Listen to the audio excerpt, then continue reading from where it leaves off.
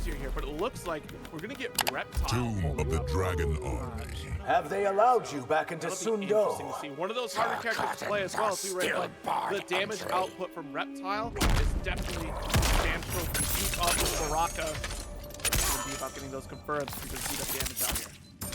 Yeah, Reptile has been one of those characters that like started off with being weak, mid, has good tools, but it's really about opening up some of these characters. But there it goes, the Cyrax cameo already coming out, keeping the air move actually safe when it's punishment.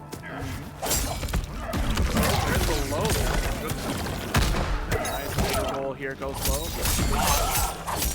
Great reaction here from Unbearable to actually interrupt the stagger. That's one thing with that string from Reptile. It is great to just stagger it and then get a mix-up game. Great patience here, the download, but you go for the forward dash in to throw, wraps it up, keeps it simple, nice. Yeah, I feel like almost even that moment of hesitation was all that Unbearable needed to kind of run away with it there. Gravity ball not going to work out for you. Good block here from UnbearableSkill. Excellent patience on defense. Yes, really good also patience on blocking the sector cameo launcher as well, keeping this corner, using sweep actually to really force Shadow King to actually block low here in moments, and then staggering with the down one, gets the mid actually, it's not an overhead. And there you have it, the Cyrax cameo coming out and keeping this corner space. No, because too close to the corner, he's gonna get taken out of it. The jump back three is still able to hit the spin cycle that low. Baraka defying gravity, and this one would be perfect for YouTube. No editing required. Because of the green blood, these are reptiles, Zetarian rather. It's not an accident, UnbearableSkill. You have clearly you have a mission for the daily combat coins. You know, I don't blame you. We're trying to get all the skins on this season, Zero. Yeah, I mean, that's important. They wouldn't have put it in the game if they didn't want me to make that objective. I don't see why anyone gets upset. It's no big deal. It helps test my resolve. Instead of my might, it tests my resolve, especially when dealing with Cyrax and Baraka here. But UnbearableSkill on the board, 1-0. This is going to be a 2 out of 3 match. So pools are 2 out of 3. And then our top 24, or rather, starting at top 24 is 2 out of 5. Yes. Goes for to start things off here. Keep yourself safe with that missile setup. So we go for a, slightly unsafe string and then be okay after. But this armor, 4-2. This is a great button to also come through, and then these down ones really catching Shadow King in moments where he's trying to take the turn back, but it's just not happening, and then there goes the leg. That is a move that really confuses players because of how the animation is. Right, I just called it an overhead at, I forget which event it was, but called it an overhead. It is definitely a mid-low, and still, if you're not paying attention, holding that crouch block, you're going to get dumped by it. There we go. Early start on this string. It's so important for Baraka because the first hits are generally high for a lot of his strings, so you can duck through them. No punish there off of the stagger, but we do get the gravity ball from Shadow King. This is a great launcher. Again, we're going to see the invisibility, but not going to turn on fast enough. Instead, UnbearableSkill is going to go ahead and end it with the down wall. 1. Jump in here. Nice low interrupt here. Okay, got the breakers. Do something with it here. Perfect block from the sector assist here, and Unbearable being unswayed by this offense. All right, here just straight hits here and there, but you need something significant if you're Shadow King.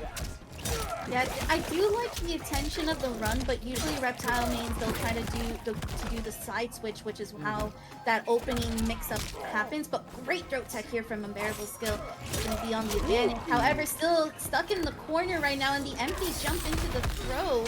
Going to keep UnbearableSkill in that corner, and there's that little bit of just hesitancy that's going to cost Shadow King a little bit. Yeah, I mean, I do like that micro step back that Shadow King took to get that corner position. The EX run, unfortunately, going to get jumped over. Unbearable getting the corner advantage this time.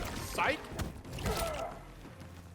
There's with that stagger off of that string. Usually, again, you want to see a Reptile go on the other side to try to open up, also get like an armor off of it, but Shadow King being very conservative on the meter, but this is not going to be good news. It's 1 touch here from UnbearableSkill, and that is all they wrote.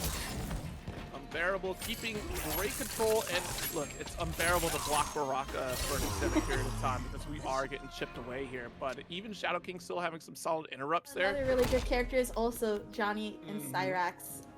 This is some good. This is gonna be a good match for sure. Yeah, Johnny Cage is an excellent player, and also Harvey Atlas, you're an excellent individual for that $10 donation to the Match Arena. We greatly appreciate that here, and I see plenty of codes being utilized here. Still got 34 codes remaining, so feel free to keep doing what you do here. We're still pretty early on in the bracket, but yeah, Johnny Cage, definitely another really strong character. I don't feel like there's been a game maybe outside of X where Johnny wasn't just solid contender, right? Like even then I feel like he was doing fine in X. He did pretty well in X. I think it's actually MK11 where he was at his weakest. Just because he didn't have the good mid. Like here, what's really different is just he actually has these moves that even if they're high, they're super good. But what a great wake up armor attack here from Big Bird. Really settling it. Oh, the parry's getting whipped completely as that overhead's gonna come in very nicely. And what a solid round from Big Bird there, using the striker cameo as well. I love the fact that Johnny's like, go on ahead, I'll give you a free shot. Reiko took you up on that offer. Indeed, literally. Interrupt here, nice pickup here. From the Shadow King air combo. Almost about 30%, not bad. Dunk. Yeah, so that leg reach from Reiko is actually really good because of how, because of that whip punish, the hitbox reaches extensively, and then here's this zone, you can literally use the meter and essentially just use Striker's grenades to really prevent Johnny from coming in, and you do get the one stagger to be able to go for the grab and actually punishing the kick as well. Alright, just outside the range of the streak for Johnny. No punish though. To get full extension. It's a hope and a prayer on this one. Oh, actually, maybe. This might be it actually, because Johnny does quite a bit of damage, but no, the actual reach from Cyrax taking a Big Bird out of the corner, and we're gonna see the wake up armor take this win. Yeah, that is unfortunate. You know, and sometimes them's the breaks when you have Cyrax assist. The opponent goes the opposite way. Which is unfortunate there. That was really good plays there, though, from Big Bird. Usually you're trying to avoid Johnny from coming in and actually creating, like, pretty much the 50-50 of the overhead and the low in his strings, and actually going for quite a bit of extensive staggers and damage. But instead, Big Bird's just like, I'm not even dealing with it. I'm punching. I'm getting out of here. You're not getting your chance to take your turn, essentially. Reiko. All right, looks like we're opting for Reiko right back at you here. See how it goes there. I think there might be a bit of conversation going on with the TOs. We see Big Bird in the chat here, talking about some rough connection situations here. But, you know, we'll get through it here. We got some excellent TOs helping us out today. Of course, as always, each and every day we do run a bracket here. For those that don't know, we do have a fabulous Discord, ! Discord. Will get you in there, and you'll be able to communicate directly with fellow players of TampaNeverSleeps brackets, but also be able to sign up for future brackets. Mondays are Guilty Gear Strive. Tuesdays will be that KOF 15. And then Wednesday will be Street Fighter 6. Thursdays will always be MK1. And then Friday is reserved for Marvel. And in the future as well, we'll be implementing Grand Blue Fantasy versus Rising and Under Night in Birth 2 Sis Celeste. Is that a tongue twister for you, Zero? It's, you know, because it used to just be Uni-L, then Unist, and Uniclear, but now you put a number in front of Uni, you know, Under Night in Birth 2, instead of, like, you know, you could have just... There will be Tekken. Yes, there will also be Tekken. I know diction, so I use the K's in Tekken. But I understand why some folks say Tekken. I really appreciate all the TOs that are working these events. Y'all are like goated, and I definitely owe you drinks within the next majors that I see you all. They're doing amazing work, so if you haven't gotten a chance to, even no matter how you do, definitely thank your TOs. They're working extremely hard to provide you some amazing events. And I love that we have Mortal Kombat 1 here at TampaNeverSleeps. Like, that's awesome. I was waiting for this day. Your Shao's actions are treasonous. Yeah, because gosh, I'm trying to remember. MK11 came out just before the pandemic, so Round one. like it is still already a great established series through there too. But it's picking up so much work and holding up the FGC with these Marvel tournaments, of course, and growing even further beyond that. It's been great to have. So happy to see MK1 here as well.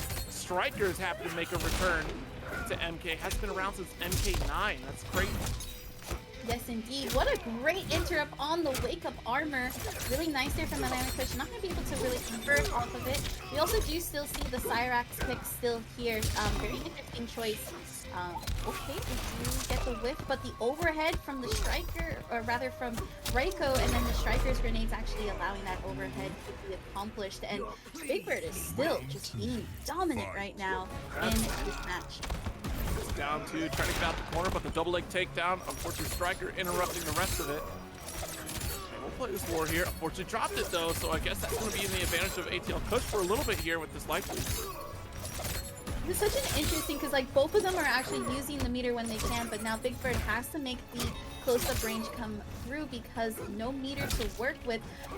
Does get the counter hit, but nothing to be able to convert off of it. Staggers into the grab, and we're gonna get the side flip as well, but the down 4 sweep is gonna catch Big Bird off guard, and the down 1 to avoid the throw. Might is the way. Final Nice round. return from AtlKush. Get the shurikens to start things off nicely. Striker in the background here. I do love the usage of Striker's grenades here because it's really stopping Kush from actually trying to do any form of a wake up or like armored special, simply because it is good. What a block, and then able to combo it and stop the armored grab as well. The down 1 check from Kush, trying to get out of this corner, but only has a little bit of that health, and it is just gone.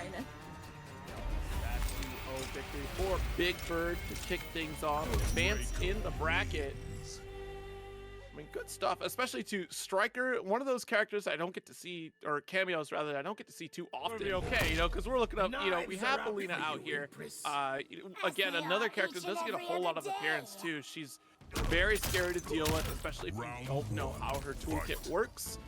She can kind of very quickly close the gap against an opponent here, especially backed up with Kung Lao assist. That low hat is definitely going to be a threat against BlackouT here.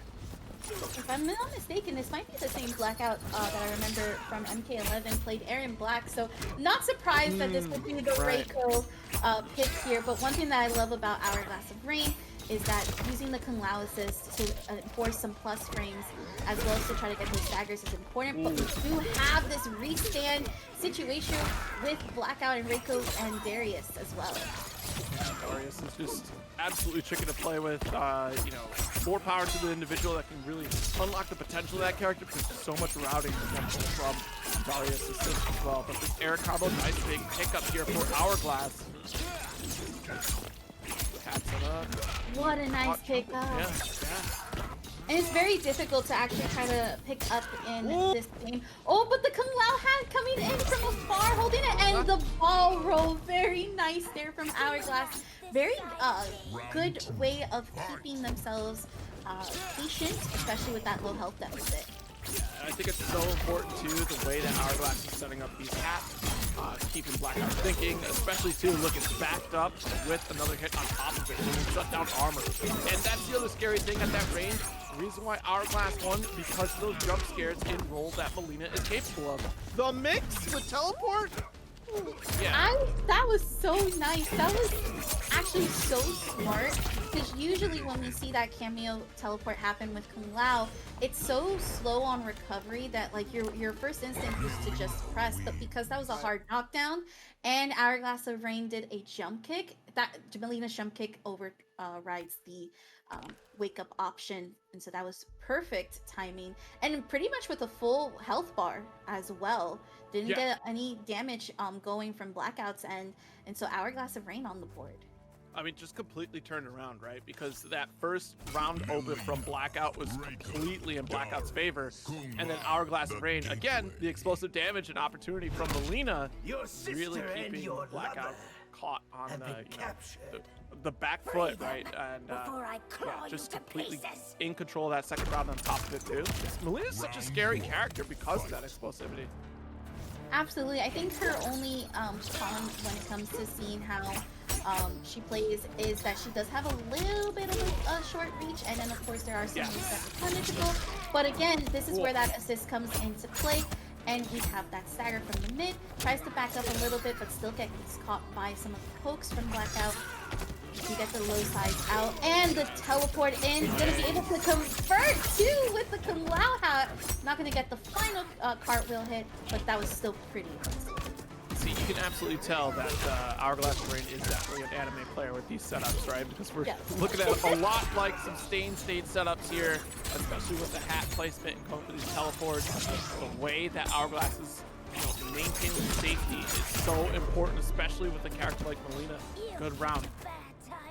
I love that Kung Lao setup is just pretty much them holding that button to keep the hat from actually rolling out, and then doing teleport, which is so unsafe.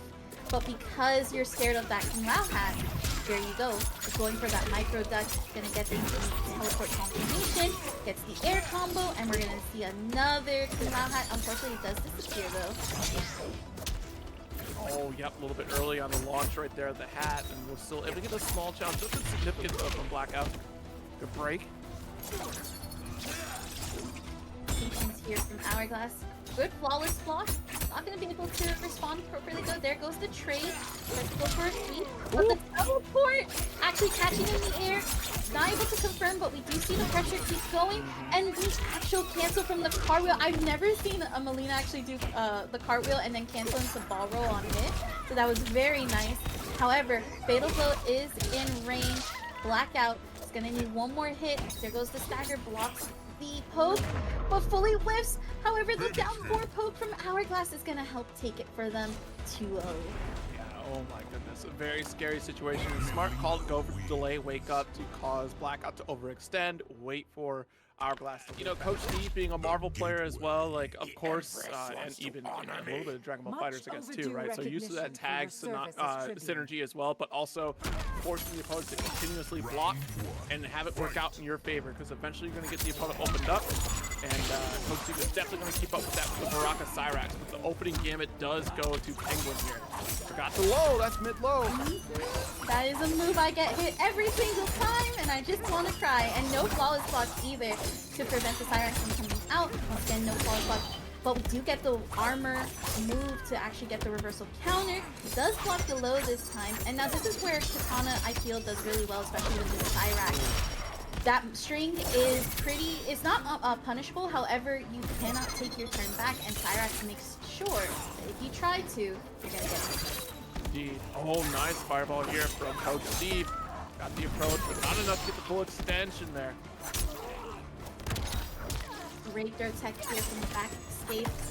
Oh, are we just gonna go for the fatal? Yup, but unfortunately did not have enough health, and the armor did not turn on in time to actually take through from that hook. In game, here we go. There we go. Fireball war, nice. String. Again, no flawless block. Unfortunately, gets hit by the Cyrax. Does get hit by the low twice, and we're gonna keep it going. Great whip punish. Nice usage of the breaker though from Coach Steve. It's good to use it quite early in this match as well. Just because you do get meter pretty fast, especially if you're getting hit here. Down one interrupt there and still able to keep this pressure. Another fan toss for you. No pressing buttons allowed here. Kitana smothering it. Able to get that West Coast carry. Tries to reach out, but does get hit by the projectile. That was a great usage of the sweep. That is a very far-reaching sweep. Great reversal counter from Penguin to unleash the net. And Penguin is taking this on the board very nicely. Absolutely. Ellie Phil, thank you so much for the raid. Greatly appreciate it. Welcome in everybody, and welcome to Tampa Never Sleeps MK1. Welcome, welcome. still running through pool play, so you haven't missed a whole lot here, but still some great matches nonetheless that happened previously. You'll be able to check them out as well too on our youtube.com/@TampaNeverSleeps. Yeah, honestly, perfect timing, Ellie. Like, perfect timing. Just in time, it's nice and early in the evening, and we got two great players on the board right now that are just doing amazing. I love this Kitana play though. This is one of those things where, like I mentioned earlier, Kitana I feel like feels really good in this game. Obviously we know that her best was MK1, right? But she feels just more complete than she did in the last game and in this game. Yeah, you know, it was interesting. Even like Kitana Prime had some, you know, grievances about how Kitana played out in MK11, but here she does seem like a complete package, right? As far as how her game plan works out. Great reach normals, also has a lot of great vortex play, which is very much akin to what she was doing anyways in MK1. Ooh, what a nice backdash. Does get a whip punish in, but not a full hit confirm. Ducks completely the high to see if Coach Steve gets hit by the fan, but still responds accordingly. All the way from full screen, that move came flashing through. You can see the shift damage on the Utes right now. Whoa, that's just, my goodness. Yeah, I would have expected, you know, another swing series right after the Cyrax assist too, so I definitely got scooped up. 100%. It's very hard to tech that as well because of the block stun. So it's like a checkmate situation. But what a hit confirm! Unfortunately, it is not going to land on that second hit. It has to break away to avoid getting punished completely. We're gonna see this projectile work a little bit happening. Down one into the string. We got Cyrax going, stagger, and we're actually gonna throw out of the corner to avoid the field from So that vortex gets a pick up and unfortunately not hitting the mark. I love the duck right after the fan toss here because again, Baraka, so much of his toolkit starts with high, so it's, you know, if they've called it, hold that crouch. We do see this landing through, not able to set up, avoids the grab, but does get hit by the leg. And Coach Steve is now responding. We are now into game 3 for our fourth set here. Yeah, very different match, honestly. Just even though we had a couple whiffs here and there, I think Coach Steve was a little bit more consistent on each confirm, getting that damage that we're looking for. I mean, ultimately, Baraka is one of those nearly two-touch game characters. So early breaks, I mean, being able to last as long as Penguin has in some of these strings, especially against pressure, like that is still a commendable feat in and of itself. Because, you know, Kitana does have some of that sauce, especially being able to set up with those extended aerial pickups as well, setting up the fan vortex. The hourglass. Interesting change here from Penguin. We're actually going to see the switch from Cyrax to Lao. And I wonder if this is just simply because, okay, we passed the layer 1, layer 2 of blocking my fans and actually getting mixed up here. Let's use it from Lao to try to open up. Okay. Good jab here from Coach Steve to interrupt. There's the mid. Really good right now for Coach Steve. Great start. Unfortunately, that whole string does whip towards the end, and because of that was going to get punished, but the breaker comes in clutch. I do like that Coach Steve's been very conservative on the breaker as well, especially early in the game, not trying to lose out on it. Okay, we do get the low punch from Naha, gets the down 2 as a whip punish, and actually catches Coach Steve with wake up button. Fortunately, though, it's the corner. This is not good right now for Penguin, as they're going to get opened up. Yeah, that was definitely an error on Penguin's part there, but gonna get this fatal blow. Will actually kill, and thank goodness for that. I mean, you were caught that corner just by a small jump trajectory miss, and he almost paid the price for it. Coach Steve took the dash on him, which is a really smart move, great awareness. That was a very close call on both ends, actually. It seemed like both players had those like nerves show off a little bit, but let's see if Coach Steve can make this comeback happen from this round. And we're actually getting off on a really good start. There goes the Cyrax, actually keeping in the corner using the vertical cameo assist to be able to do so. Absolutely, 50% life lead off of that alone. Just needs one more to carry to the corner with a full Cyrax to boot with plenty of meters. Coach Steve has it in him. There's the armor through. Great call out, actually calling out Penguin's wake up armor, and this is gonna be Coach Steve's round completely. Final round, fight. It feels so satisfying when you're like, oh, they're gonna wake up. They woke up. Time to come. It's always so satisfying. Yeah, and it's so different now too because we don't necessarily have to worry about get up attacks like we used to anymore. Like there are get up attacks, right? But not to the effect of what they were in MK11. So it's very interesting that mental game is just played out differently. This is a great opportunity right now for Coach Steve. Tries to go for the grab, but unfortunately the down one into the full string. And we're going to get the Kung Lao assist to go for the launcher. Not going to get the full confirm. We do get Coach Steve to use the wake-up charge. Has Cyrax coming out, missing completely, but don't worry, the leg came in through. Mid, low, and we're going to go for the slide into death. I hate that move so much. Really hate that move. That move is... Shao gets pickups off of the, you know, like it's the back tube and it goes about half the screen. That is huge, but going for a very high skill ceiling character, Tsung, very interesting. Yeah, this is not the Shang Tsung that you are used to from MK11, that's for sure. A very high skill character because of just the fact that it's very hard to open up people, but while also still having a really interesting juggle projectile toolkit. We are going into Old Man Shang, which allows the ground eruption, and what a nice confirm as well. Taking out the corner but using Matr to get the side switch and continue pressure. Absolutely great awareness here to switch back and forth. Big combo is probably like one of the cooler mechanics out of this game. Like Shang Tsung, the way they built this character is so interesting to bounce back and forth. Unsafe right there using the electric cell. Expected to get some safety from Cyrax, but a moment of ducking from Trill allowed for the punish. Does get hit slightly with the Cyrax, but still able to block. Both players now in fatal blow territory, bringing out the Mataro, but unfortunately it is a little bit of a slow move, so you do have to be kind of careful when you unleash it. Trying to go for the low strings with Raiden, but because of that storm cell, very powerful in the chip territory range. Yeah, absolutely. Oh, this goes for the down 4 instead of the 4-4. Okay, armor tackle into this corner. Oh, the empty throw, we're in trouble. You're definitely getting shimmy, but here we go. Goes for the chip, brings out Cyrax, staggers, does get a punish here, goes for the ground eruption place, but this is all Chiquelo's game right now. Yeah, the moment that meter comes up, you gotta break. You have to. At that life point, that was about to be death if you didn't break there.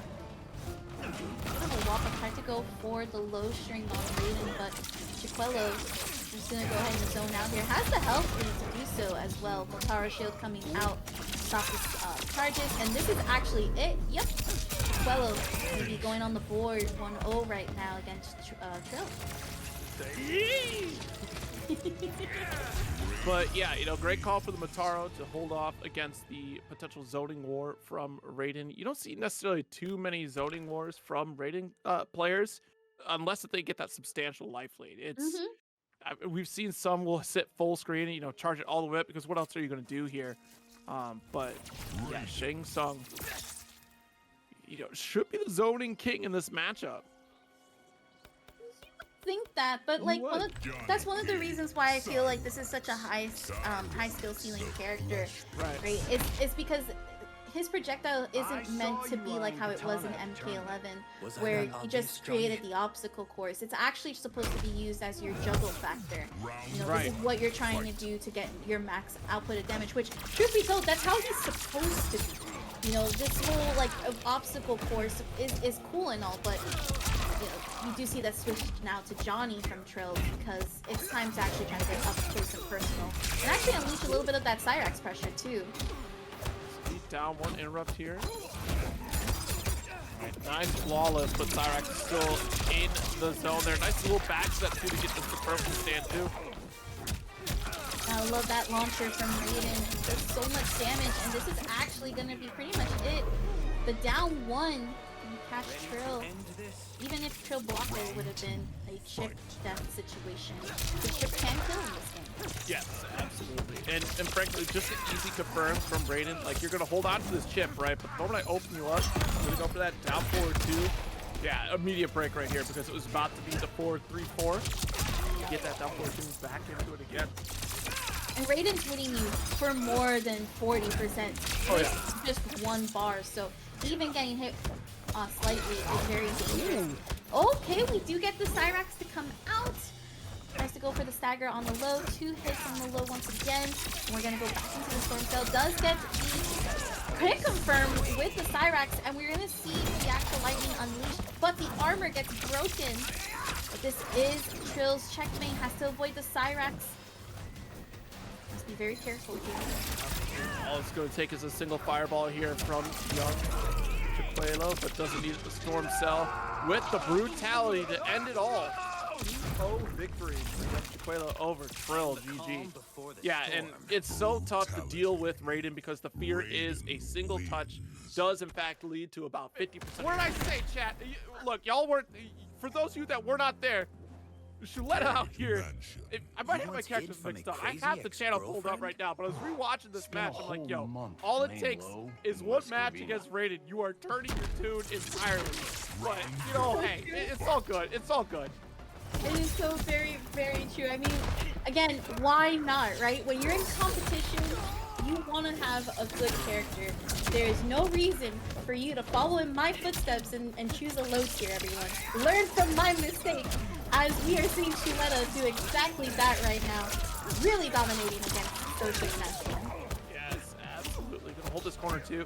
And this is definitely one matchup you're gonna want to make sure you got your defense on point, especially against Johnny here. Oh, Shulteah was the Johnny. That's right. My mistake. SoSickNashFan on the... What? Don't worry about it, chat. I was right to begin with. It's okay. It's okay. It's okay, Zero. I got you. I got you. We're gonna see Shulteah actually get hit by the breaker right now from SoSickNashFan.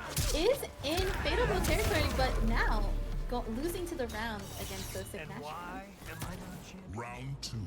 That's the one thing about Nash is that he's very good at establishing also like, oh, you're in top tier? I got you. I'm gonna lab. I'm gonna see what my options are. I also have a really strong character. Johnny being that character. Absolutely. And let's see how we got it. How we can get out of this corner and do exactly what we need to do to establish our game plan.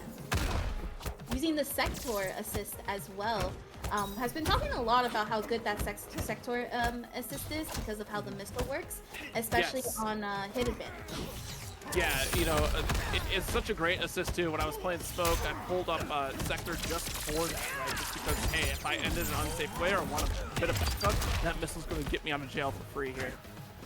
So we got the shock state, I guess we can call that from Raiden here to avoid the chip damage. Not going to need it. Got the sell into tackle to end the round here. Shulteah trying to back up here. Yeah, it was my mistake. Shulteah was actually the Raiden player that went up against the Smoke player. So yeah, still consistent with the Raiden Cyrax play. My God. Getting a little bit closer on that star level as well. That missile keeping the uppercut safe for Johnny. That is usually punishable, but because of the missile, you don't want to get hit by it. Once again, pushes SoSickNashFan away. Tries to get the low. Instead, ends the string with the hot overhead just to avoid getting punished. And we're going to see the defense right now from SoSickNashFan tries to poke. Once again, staggers, gets the overhead and launcher, but the breaker from Shulteah is going to stop that damage from happening. Deep full charge on the fireball here within shadow kick range though, so that was kind of scary for Shulteah to get that set up there. Down one interrupt for the forward throw. You're not going to be able to stop that meter. Jump kick, he gets the back throw from Shulteah. Fatal territory right now for Shulteah. Does block the kick, but again, that missile is keeping Johnny safe. And SoSickNashFan using it very well. Does get the back throw and into the brutal. Another perfect take. That's a perfect take, though you ruined your pants. That's not going to come out easy at You the know dry what's crazy? He wore red in advance, Zero. Oh. He knew. Duh. He knew. It was all planned. It was a perfect take, like he said. You can't doubt Johnny, not Johnny Cage. I mean, he did buy a sword for $3 million, though. I mean, it just... Okay, but what actor hasn't spent like $3 million or more on like antiques that are like cursed? Okay, I can only think of Nicolas Cage doing that. You know what? That is exactly what I was thinking. But that is the only one that we know on paper. Absolutely do that. We absolutely do that. Well, these teleports are very interesting from Shulteah. I don't recall seeing Shulteah really utilizing teleport as much for Raiden. It might just be a new pickup for them. Which is fine, too, to close that gap. Armored through the missile. And again, I bring it up because SoSick has been reacting to it pretty consistently with the down 3. This is a grip to hold this 45. Oh, 48. Excuse me. Oh, my goodness. A lot of damage right there. And also the corner pressure, too. This is basically Shulteah's entire round. Again, Raiden being that 2-touch character only needs it once, twice, and you're already out of that round. I want to see some up blocks here. Chat, I can't go without talking about up blocks, especially against John. Very important here, but SoSickNashFan has not been representing the unblockable strings that often unless if it's been on hit confirm. That's one right there, gonna up block. Big opportunity there for Shulteah to get the punish done. This is reversal here. It's gonna hurt a little bit more because it does a counter hit. We're gonna actually create the full screen game. Blocks, but once again the missile being delayed. And the sweep actually catching Shulteah twice in a row. And you can only really just block or backdash, but again, that's where the mind game comes into play because SoSickNashFan can respond with a punish as well. But oh, this is a nice launcher. Raiden's so cool. You see that? The EX cell got the bounce and able to extend the combo. I'll keep my comments to myself. It's all good. You could play Raiden too if you want to. I mean, no, pretty cool. I don't want to. I mean, such a cool character. Listen, I chose this life, okay? I chose the not good character life. Okay, yeah, you chose Matr, and I chose Smoke for a little bit, and much like real Smoke, dissipated into the atmosphere, and now you betrayed us. You were the chosen one, Zero. You were the chosen one. Look, I don't need to play Peter Parker to prove anything to you people, okay? Alright, let's see if Natran can make this game his or Shulteah's theirs. We're gonna see he actually get hit by the sector missile, and this is gonna be a great launcher for SoSickNashFan. Unfortunately, dropping it and getting punished on the wake up. Let's jump in here. The preemptive string just to make it blind. With that Raiden overhead. Yeah. It's very hard to also like block, but then on top of that, try to take your turn back after that. Right. It's very difficult. But we do get the opening up with Shulteah and be able to hit confirm here. And I want to say this might be 40%. Yeah. That should have killed right there. Yeah, just summoned Cyrax a bit too early right there. That should have killed. Round 2, fight. Match point. Cyrax easily able to get the back throw. Again, trying to avoid SoSickNashFan from trying to tech it, but SoSickNashFan's not out yet. Gonna be able to keep the corner, bring out the Cyrax missile, actually go for the forward throw. Here we go. Shoots and staggers, goes for the Shoryuken, and just has to block. Yeah, Nice that's all you back. can do. Oh no, forward throw. Excuse me. Has that meter to spend too to get the extension. Teleport, what a reaction and read from SoSickNashFan. That was so gorgeously disgusting. Bringing out the missile to stop the armor off of the Superman. And right now, SoSickNashFan is just playing patiently, play the defense game against the Cyrax ship and these staggers right now from Shulteah. Oh no, got caught low this time. I would have even said that was a little bit risky. I would have just gone into fatal blow off of those hit confirms. But it still worked out for Shulteah, and Shulteah will be moving forward 2-1. Yeah, I'm surprised that we think defense really plays out. We're not really getting into that flawless block territory quite yet. Especially up block is going to be very, very important. I need to stress this point. Y'all who start up blocking some of these characters. I know, I gotta do so many openings if you start up blocking some quote-unquote problem characters that you have. I promise you. You're motivating me. Trust me, you're motivating me. These matches are motivating me as well. It's going to be able to duck the Cyrax here. Young Chiquelo is just going to play defense while he's blocking here and there. The down one pokes to interrupt the cell, but now Pulse is going to still have to hold that. Does respond with a counter kick, and you can get the breaker from Chiquelo. Doesn't want to use any of that health too much right now. Block, but let go just a bit too early there. Was able to get ducked by Pulse. Spacing from Pulse, able to get the nice mid pickup. That pressure going again. Yeah, I did see an attempt there from Young Chiquelo to try to press a button, but unfortunately got opened up by Pulse. And he's down one staggers into the full string, has definitely been catching Chiquelo. Now Pulse with that health lead. And look, just a double down one. Here's the stagger, take the stand one, and you're gonna get opened up. Maybe tough. Young Chiquelo had no idea what to do to get out of there. And so, again, I said earlier, Johnny is one of those characters you try to up block for, but the exception being Pulse. Because very rarely does Pulse ever throw out those overhead opportunities, especially in the corner when it's all staggers all day. All day, every day, indeed. Here, trying to seal out the turn. I feel like that's what Young Chiquelo is looking for. Make this one count. You have to. I think Pulse is not going to break here, and I don't blame you. Honestly, you've already got a round ahead of you here. Plenty of meter to catch up. Yeah, absolutely. Almost close to getting the full star power as well. Oh, but the armor move to get out does avoid the parry. And because of that parry, Young Chiquelo is going to be able to take back that round. That parry is open, you can't punch through that parry if you do, or not punch rather, but you can hit through with a low or an overhead. That should stop that Johnny's parry from activating. And it's very crucial that you don't let it activate, because that is another way to get that star power going. Yep, nice throw. Yes, honestly, great backdash opportunity here, but you were also getting walked down by Pulse into this corner. Big pickup here. Very nice. Try to go for more pressure. Does open up Young Chiquelo, and this should be all the damage that Pulse needs with the ender off with the kick. And again, too, just that excellent jump to safe jump, rather.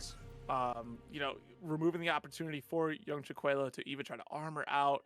Has to be very careful. You can't even expect to up block there if you wanted to either, because of how low to the ground it is. You just have to block and hope that you're going to be right on the next interaction, whether it be your stand blocking or even just low blocking to avoid, you know, the next follow-up as Pulse lands here. It's tough to get out of the corner of Ray's down in this one.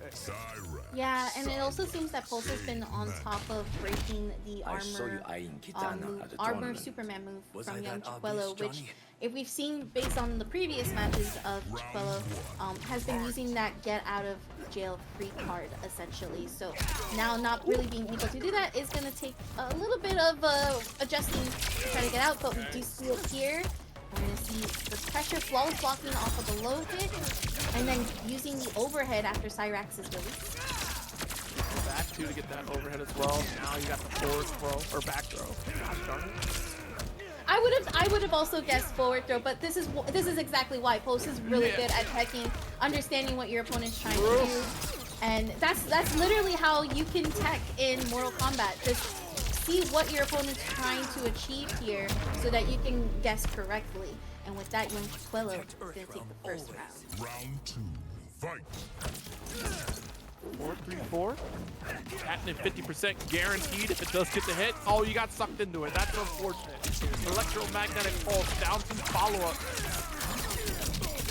This is pure damage central. Gonna have to hold on to the Cyrax, uses the armor move to go through, wakes up Nut Punch. We do it. That's right. You cannot play Johnny without doing it at least once. And we're gonna go ahead and get the hard knockdown. Chiquelo trying to do the delay wake up, but still has to hold some of this pressure. Uses the armored move to once again apply and open up Pulse. And this is actually might be it. No breaker. And Chiquelo is up on the board. good round there from Chicuelo, and I think that what the difference maker was here was just complete aggression from Chicuelo. Just immediately after the blocked 4-4 string, went right into armor Superman dash. At that point, you just kept going with it. You did do that back throw, but still was able to get out of the corner with another dash as well.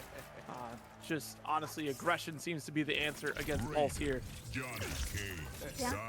I think that that's one good adjustment that Chicuelo has been doing extremely well. And I mean, like, when we look back on how these matches have been going, it has been that Chicuelo's taking the aggression first and not letting Pulse be the aggressor. Nice. Oh, almost had the full air combo. Okay. Very dangerous there from Pulse, but we still get the corner carry. And now we are in this good pressure situation for Pulse, but does get caught in the overhead. Now reversal time is working phenomenally for Chicuelo. It's working extremely well. Yeah, I was wondering too, because I think the corner situation is the only time we hadn't seen the armor dive, and now we're seeing it way more in the mid screen, especially the way that Pulse likes to steal turns. I think this is a smart play for Chicuelo. 100%. Also not losing as much health, but oh, this is gonna be launched from the throw, and Pulse gonna actually charge up the star beater. I learned that this past week, that even though the round's ending, you can still end with that star pose essentially, so you can get closer to your star meter.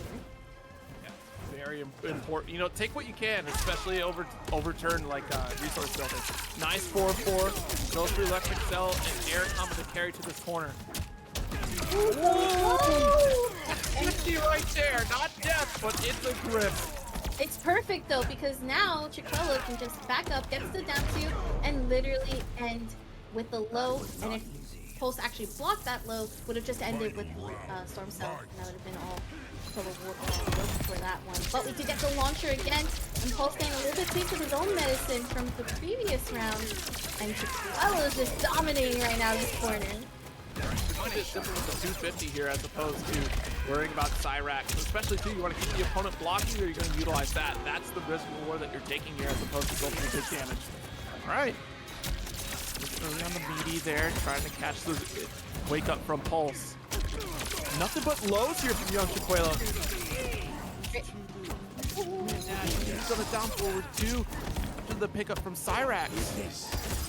The double dash from Pulse to try to bait out a move here from Chicuelo. The down one stagger, we do get the throw, and this is going to be a launcher from off the throw. Gonna end it with the kick. Already has Storm cover full. Very a few health points left. Chicuelo just needs to be careful. No! And with that, Chicuelo's gonna steal the round. Or the game, yeah, rather, essentially.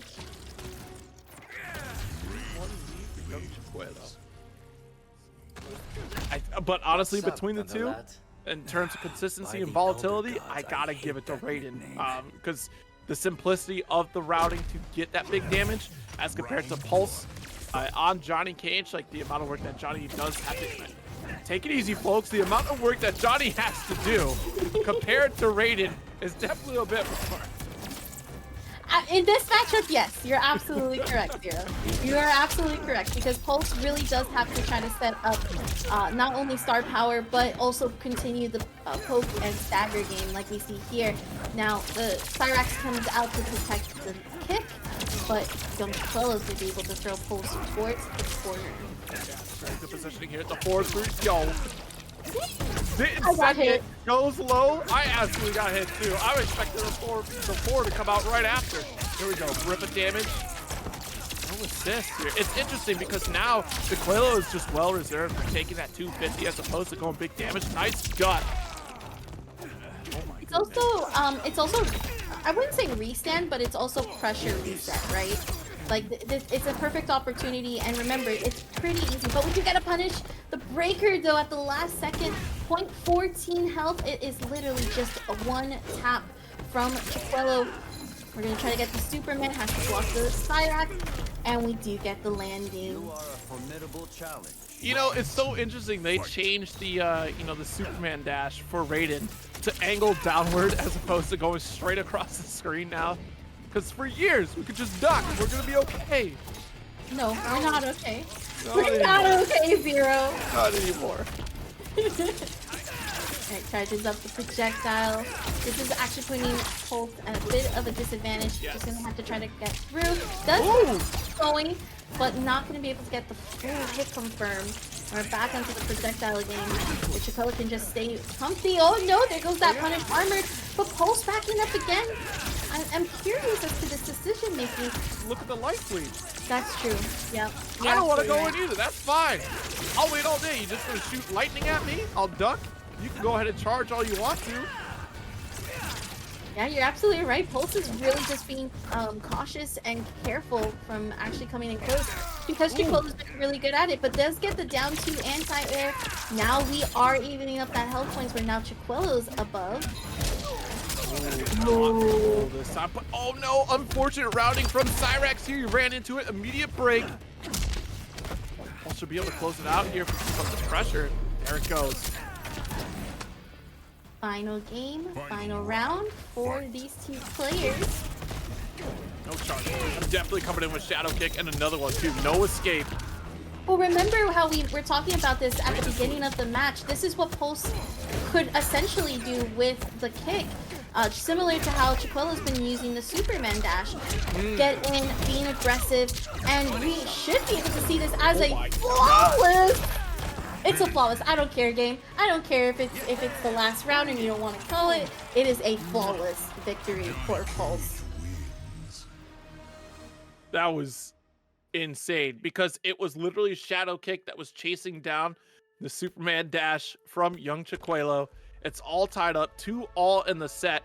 I think that is a great call, right? Because even if it didn't necessarily get the solid hit that you were looking for, you are right next to young Chiquella while they're recovering still from their Superman dash. So great play for Shadow Kick on Pulse.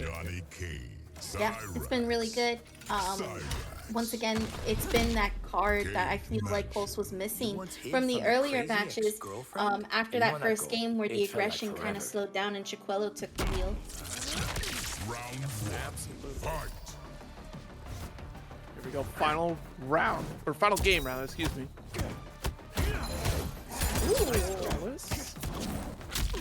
Ooh, okay, down 4 does trade. We do get the hit off the down 3. Oh, nut punch, wake up, and we're gonna get a nice hit confirm off of it as well. Oh, 33% off of that. That was very nice from Pulse. Gonna use the kick again, and we do see that the health lead is very crucial here. She's gonna be able to stay back. Not gonna try to get hit too many times from the projectile. Flawless blocking on that. Ducks the projectile for a nitro kick. Walker's low and did get the interrupt on the Cyrax assist, so that's going to be a minute before Cyrax is available once again.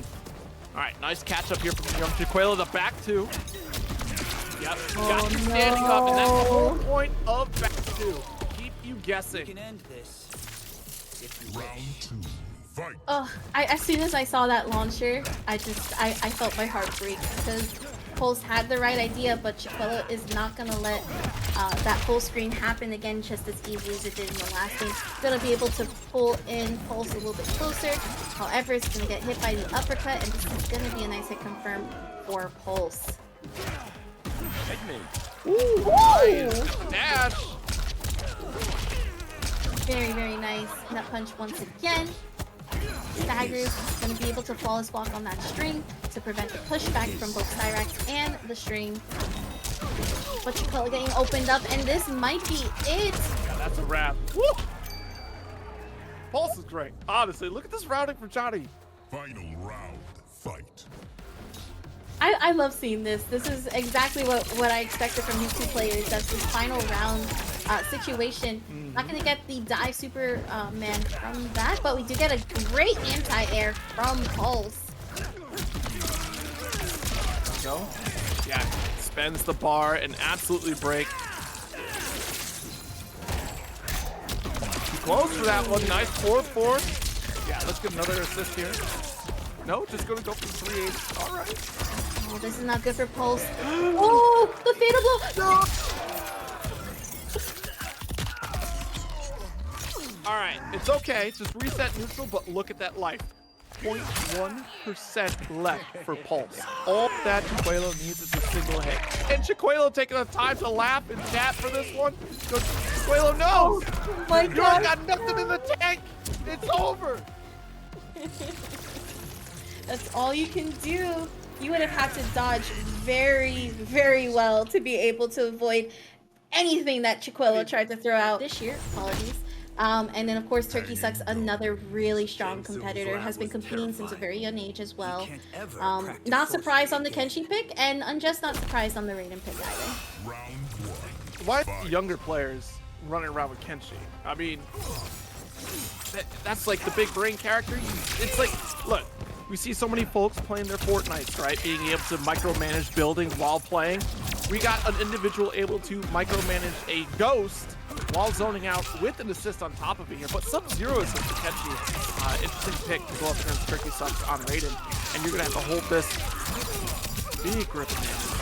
So one thing I think the reason behind the Sub-Zero pick is because it is a free Sento setup. So even if it doesn't work well against like the Cyrax Raiden, it's just the fact that that is easy way for Kenshi's to actually use Sub-Zero. So it's both Sub-Zero and for Frost once the freeze comes into play. Oh, but this is going to be a breaker from Unjust. I gotta give props for those flawless blocks from TurkeySucks and knowing the exact spacing that they needed to get the jump kick. All right, sandwiched in. Yeah, no shot. We ain't pressing. Go ahead, waste your Sento. That's fine. I do want to mention, I do feel like this is probably Kenshi's like win condition once Sento comes out. There's that sandwich. Oh! Exactly why. And right now though, Unjust no longer has Sento. It's gonna bring him to fatal blow. And that is raw fatal on a counter hit as well. So this is definitely killing. Plus I'm pretty sure Unjust is spamming that X button. Yeah, I mean, that was definitely below 350, so you're going to have to hold that one there. But yeah, that down back three, very interesting choice from TurkeySucks. I wonder if we just expected MightyUnjust to make the approach. I'm not sure. It was such a good reaction call though from MightyUnjust in that situation, because it could have been a chip out situation too. But we do see TurkeySucks dominating this corner right now. So he used the vertical Cyrax to keep Unjust in the corner, catches the wake up options as well, and this is pretty much dead. Yeah, with Cyrax. Dead. Yep, 100% dead. Two-touch game, baby. That's how it goes in MK1 with Raiden. Isn't that great? I love it. I love it. I will say it is, because after playing Strive, I'm like, I'd rather just lose this round and start over with full meter in this next round. So I'm okay with it. Looks like Unjust is okay with it. Does get the mix-up on the low, brings out Sento. Once again, that is the win condition and the easiest way to set up Sento positively. And now you just gotta guess. You gotta fight the people. Can you deal with it? I don't think Turkey can deal with it. Yeah, I think Turkey was trying to go for a teleport right there, but a misinput. All right, there's your EX electric fly. Yeah, full screen situation. I will throw this electric orb at you. My goodness, MightyUnjust shutting it down here. First game. Very nicely done. Just like how Shao, when he loses his axe, he becomes plus on many of his regular strings because he's throwing out punches. It works similar with Kenshi and his sword. So even though Sento is no longer out, Kenshi is still able to not only reach you, but still apply pressure without Sento. Sub-Zero, Cyrax, Tomb of the Dragon. Cameos. Just what opting was Johnny's for the exact mansion same like? characters. The definition of obscenely wealthy. If you want to say, I do love this outfit for Kenshi. I bought it immediately. I've been saving those dragon gems or whatever they're called, and I saw that because one of the colors is the Ichiban color. Yeah. So I absolutely had to have it. Let's start here from Turkey. Let's still keep this corner. It does get punished. Really good matchup knowledge. Probably one of the first players to actually punish the Storm Cell. Does get the side switch after ducking under. Sento's still in cooldown at the moment. He's gonna try to throw out the sword. Has enough time to actually sheath Sento and return back into the longer range moves. We're out of dodge. He just needs one more touch on MightyUnjust to finish it. And again, trying to make that hard read with the Storm Cell. Unfortunately, not going to work out, but nice tech. No Movement here at all. Letting MightyUnjust jump in. There's the down back 3 kill. Ready for another round? Very nice there from Turkey. Good patience as well. Could have easily tried to like be more aggressive, but instead waited until MightyUnjust made the wrong decision. Tried to go for a sweep, but still blocking the projectile. There we go.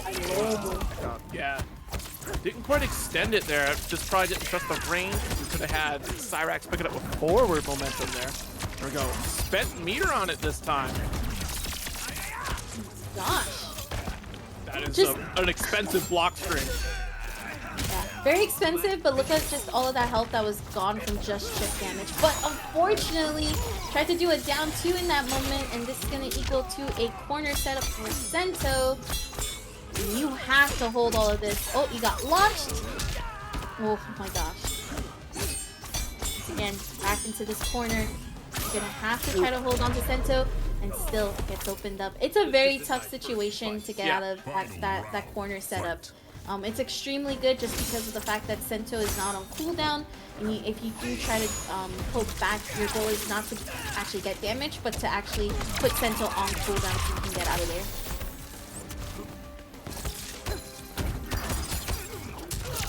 Chip back 2.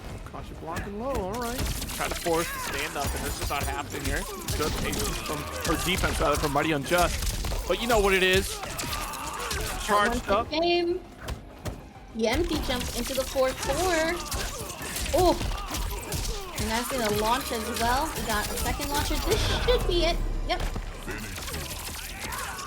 I love how when you just know, you feel it in your heart. You're like, oh, okay. Oh, I know the rest. I've done it enough that I know. I'm just like, yeah, there you go. You don't Well, have for break, those that's that it. don't play Raiden and are like, oh, am I gonna survive this? You just know when you see the double launcher. That's true. And you just silently stare at Zero and be like, are you proud of yourself, Zero? Are you proud of yourself for I mean, I got the hit. I deserve something, right? Raiden, Kenshi, I don't know about Raiden What? deserving anything. I mean, because you get something if you get the hit, so why don't I get something when I Not get for the the hit? I Shaolin to just... battle the Yakuza. Give me back Sento setups, please. I'd rather die to Sento than to Raiden's hits. Spawn spots once again. I do like that MightyUnjust is trying to flawless block that Storm Cell. It really does help when you want to avoid chip, and on top of the avoidance of chip, the pushback. Yeah. Oh my god. Yeah, I mean, that's going to be such an important factor to add to your defense. And again, it'll be easier said than done like it was in MK11. Like, learning the timings for flawless block will be important in high-level play. Jeez. All right. 56%. Is that fair? No, it's not. Even Well, if you spent all your bars, how can you look at me straight in the face and tell me that was fair? MightyUnjust's entire health bar is just gone. It's just gone. I don't know, don't get hit. You two can have this. It looks like the Sento setup has been set up for MightyUnjust, and this is gonna be, it should be all MightyUnjust row for this round, actually. Yep. That last hit does quite a bit of damage. That's 39% Zero. Stop. He did it. No. Look at that. No. Look at that. Wow. Can't stand your Raiden, but I can't with you. Oh, she's got caught by the forward too. Here we go. Using the Cyrax vertical to actually get the hit confirmed. It was actually really smart. Yeah, missed out on the electric fly as well to get that corner carry, but it does not matter. Already got the damage, is what we're looking for. Now we just block on this here. Wait for the Sub-Zero armor to go away. walking back here, losing so much ground against MightyUnjust. Nice What anti-air an pickup. anti-air. Yeah. And that, again, that Sub-Zero cameo is probably the best for Kenshi, just simply because it's a like vertical hitbox versus Frost's lower hitbox. So MightyUnjust can just let that rip regardless off of any hit confirm. Just chip on the projectile though, and Turkey can actually just zone this out essentially and then go into Storm Cell. Flawless blocks the last hit though, 3 points of health bar, but Turkey says, nope, you're gonna get dived on. Electric Fly coming in the clutch. Charge fireballs here. Nice good flawless block there. Does get to avoid the Cyrax, but no real punisher. There. Launches once again. It's gonna hurt big time for MightyUnjust right now. Yeah, didn't have the assist there, so that's about as much as we can do. Oh no, opened up after the down 4. That's not a good look. Unjust trying to come in a little bit closer. He's been having a really tough time. Has the movement for it, but just hasn't been able to really get the string hit that he needs. Tries to get the side switch with the jump. Backs up a little bit. Oh, Jeez, no. the storm! Caught in the eye of the storm, Turkey. I think we're 2-1 right now. One more game is going to Turkey to advance into top 8. Turkey doing a really good job with this Raiden. Yeah, you know, and again, too, it's just, it's interesting to see the full screen pacing that we're playing against MightyUnjust, forcing Mighty to walk forward. You're conditioning the behavior from MightyUnjust to open up in different ways, whether it be low, or even just calling out with the Storm Cell, right? I think that's a big one because you're already pulling the opponent in, so if they try to press a button way too far out, they get sucked in and punished anyways. And then you can start your positive pressure with Cyrax on top of that. Now we're switching over to Baraka for the game here into Cyrax to keep things even Stevens here. And as long as MightyUnjust can keep the gap closed against Turkey, you're going to be doing great here. I actually full-heartedly agree with this, simply because one of the things I was thinking about is Sub-Zero is really good for Kenshi because of that pre-setup, right? But is it good offensively like Cyrax is, right? And that's the thing that Turkey has been really good with, is that when Cyrax comes out, it's definitely helping a lot. Great armor break there, armor move rather, from Turkey. And again, what a interesting animation there for the Storm Cell. Yeah, the whole waves. Yeah. Excellent pickup here for a grip of damage. A little bit early on the Cyrax call though, which is okay. You already got a grip of damage. See, and just actually with the health lead, so can really sit comfortably. He's gonna have to force Turkey to come closer. Okay. Ooh, Oh, I like that. Summon. Yeah. But hey, you know what? It's situational awareness for that because it's not guaranteed that happens every summon there. It's like a very specific timing for Cyrax to even be able to do that. You are a formidable That's one thing in this game that you kind of have to be like on point about, is it doesn't mean that that's gonna happen every time, but if you're able to hit confirm off of those special situations, you're in a really good spot. Yes. Just flawless there. Do here. Yep. Spend the electric cell meter there. Get the spacing. Good duck.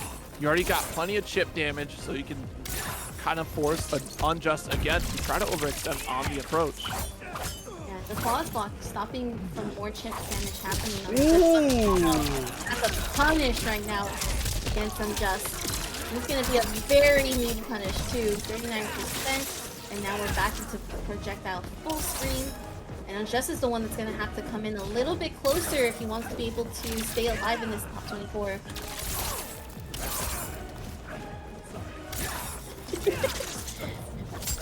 Yeah, don't worry. Well, he backdash full screen, go to the electric slab, like, yeah, we can run this out, frustrate the opponent. That's a great play. The back one, though. Haven't seen too much of that so far from MightyUnjust. This is actually a great hit confirm from MightyUnjust, actually. And because this is Baraka, does a lot of damage. Well, flawless blocks, trying to prevent the chip. Oh, the armor, and then uses the meter to take the round as well. Smart decision making there. Very good call here to close it out. MightyUnjust not losing composure in this match. And I think that's important, right? When someone tries to play that runaway game, you can't lose your cool when trying to run them back down. I love those slight, like, micro back walk and walk forward, because both players can easily just catch you by surprise on some of their wings. You gotta be very careful about it. Cyrax can help keep Unjust in the corner. Once again, this chip damage doing work. She stood up there. Everyone does it. Everyone does it. The 4-3 comes out. I'm standing up. Even the best players are gonna get hit by it. I don't care. You know it's a low. Yeah, but it looks like I should really stand up. Nice armor. Using that armor. Infadable territory though. That beater could have done the down forward too after the 2-4-2 string, but Turkey missing that opportunity here. One touch again is all that MightyUnjust needs, but at the same time, same could be said for TurkeySucks. Yeah, and Unjust is flawless blocking those hits, so it is actually causing a more difficult time. Back throw though to be in the corner. The time. Ooh. Yeah, 3 seconds left. You have to make something happen here. Going for the electric shell, and that will do it.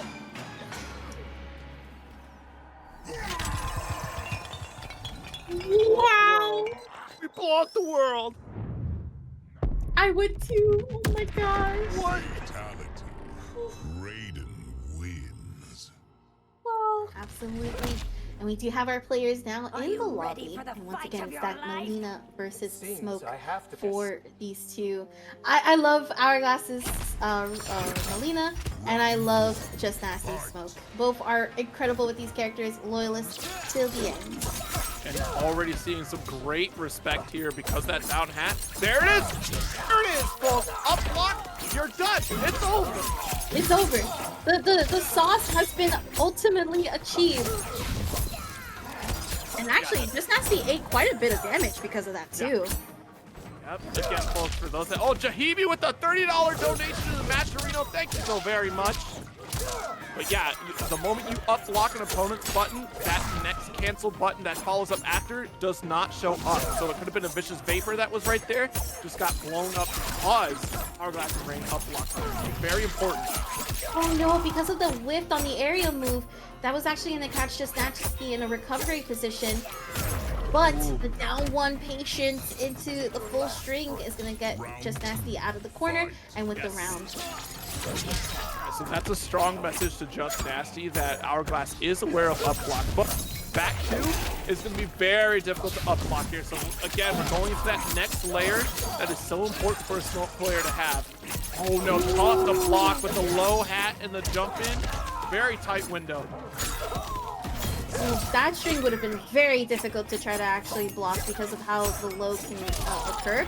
But we got the reversal punish. This was actually recent tech that was discovered last week, where Kung Lao's, I believe it is the forward assist, can come out as a reversal. Very much like in Marvel, where the assisted covers you. Right. I think it's the cable assist, if I'm not mistaken, if I remember. And this here, keep you guessing, there's the other overhead and the vicious vapor cancel for the full combo and 35%. Yeah, that's about as much as Smoke is gonna get, like at best, like 40%, which is tremendous though. Winning the air-to-air, yeah, that's a huge punish there off of the ball roll, and able to get the Smoke off too. So invincible, and really catching you off guard. It's a little weird to try to figure out where Smoke is on the screen, but it's always really good to kind of keep yourself aware that your camera is relative to how the players are in the center, so you can try to get like a good guess going, especially if they're on the ground. Yeah, the scare is going to be that back two because you don't like you get like a slight hint as to the position of where Smoke is, because Smoke still shows up even while Smoke is invisible. But yeah, back two is definitely going to be your scare, so you'll see a lot of folks block high. The only concern on lows is the low, the down 4-3 and also the forward 3 starter. Staying safe if that's the Cyrax assist. Trying to go for the 4-4 safety button. Daggers right now from JustNasty, tries to end on the low. Does get the high. I am unfortunately one of the victims of getting hit by that high multiple times. So I totally get why Rain could have gotten hit by there. Does bring out the teleport. The up! So important because you knew you're going to force a jump situation against your opponent because you had the hat lingering in the background. So that was a safe bet to go for up block there from Hourglass, but JustNasty's pressure is still mounting. And a very unfortunate blunder from JustNasty in that corner. Yeah, and it looks like also too, when trying to bring up the King Lao, JustNasty mistook the patience on Hourglass, and we're gonna see the usage of the Fatal Blow to close out this round.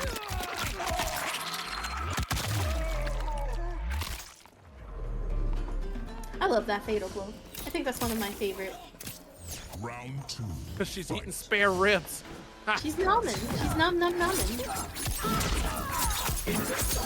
She listen, she deserves happiness, okay, Zero? So she just gets the ribs. Yeah, exactly. Let her be happy, okay? All right. This is, you know, overall a very happy Mortal Kombat, you know? I agree, actually. I agree. After 2 games of being very dark and depressive, I agree. Very positive. Good staggers right now here from JustNasty. Gonna bring out, actually do the side switch, but great down 3 poke from Hourglass. A couple high pokes right there, not able to get the interrupt. Yeah, good block up back 2 and full awareness here. Down back 2 invisibility, keeps you guessing. And what a teleport here from Hourglass. That's very great. nice. Love that. Much like Raiden's teleport, you definitely press a button on that down back 2. The only time it's not going to, like, once you hear that, you know, the enhanced sound effect, that is your opportunity to press the button. Otherwise, on reaction, it's a little bit tougher to get that stand 1 interrupt because it is that overhead that comes out almost immediately. But if you hear it enhanced, feel free to press a button and catch the opponent teleporting. Yeah, I'm loving the reactions on Hourglass. Very well prepared for this matchup. We do see the switch to Serena, which is interesting because I don't think the Cyrax was a bad pick. I think it was just more of Hourglass called out many of the matchups like solutions, and JustNasty just wasn't able to adjust on them. Yeah, I think this is going to be great because you're going to be at those full screen situations. It gives you opportunity to get those confirms after the Serena gets summoned, especially with down back 4 from the smoke. Gonna be a lot of damage here for Hourglass. Ooh! The second hit. Yeah. If you're pressing high, that back 2 does get shut down. Shuts down the forward 3 startup from JustNasty, and Hourglass is in complete control. Yeah, breaking away, I'm not too sure if I agreed with that, just because it was one of those situations where there's a lot of health that Hourglass has. To make a comeback like that was going to be very difficult. But we'll see how it comes through in this decision making. Here, nice Serena follow-up, back 2, big damage opportunity here, but broken immediately from Hourglass. Nice 4-4. I like this walk back just a bit to try to get the air to get that hit confirmed. Brings out the dagger to close in, actually catches Hourglass waking up. Oh, that looked like an up block. That was the up block. That was You can't be throwing off these overheads against Hourglass of Rain. Clearly, we've seen that string one too many times, and Hourglass is ready for it. Kept safe though. Don't forget it. That's probably the last time we're going to see Hourglass pull off a risk like that. Oh, I spoke too soon. Commentators curse, Zero. Right there, happened. No, but I think that was like interesting, and that's like a really good opportunity to show that maybe you don't have to be as afraid of the Lao hat as you would think if you do get a nice, reasonable hit confirm off of it. But yeah, Especially with Smoke too, because you do that down back 4 pick up to the sky. Nice hold out the up block. You did it to me once. I won't do it again. That's fine. And instead of it being 120 damage from the forward throw, it was actually 193 because of the up block attempt. You get stuck in that animation for up block. It's not just a free cancel your opponent's move. It's you are committed to this, and it will hurt if you are wrong. Good mix up here from Hourglass, the duck on the high too. That was very nice. It's gonna get the bounce. We're gonna get the low hat set up and actually open up. Yeah, I wonder what we tried doing while standing up there, because the hat was already gone. So at that point, maybe we tried to duck or just didn't block a time. Maybe try to get a flawless block timing. Could be. You know, it is still like early enough where you're still gonna have those like mistakes happen. Totally.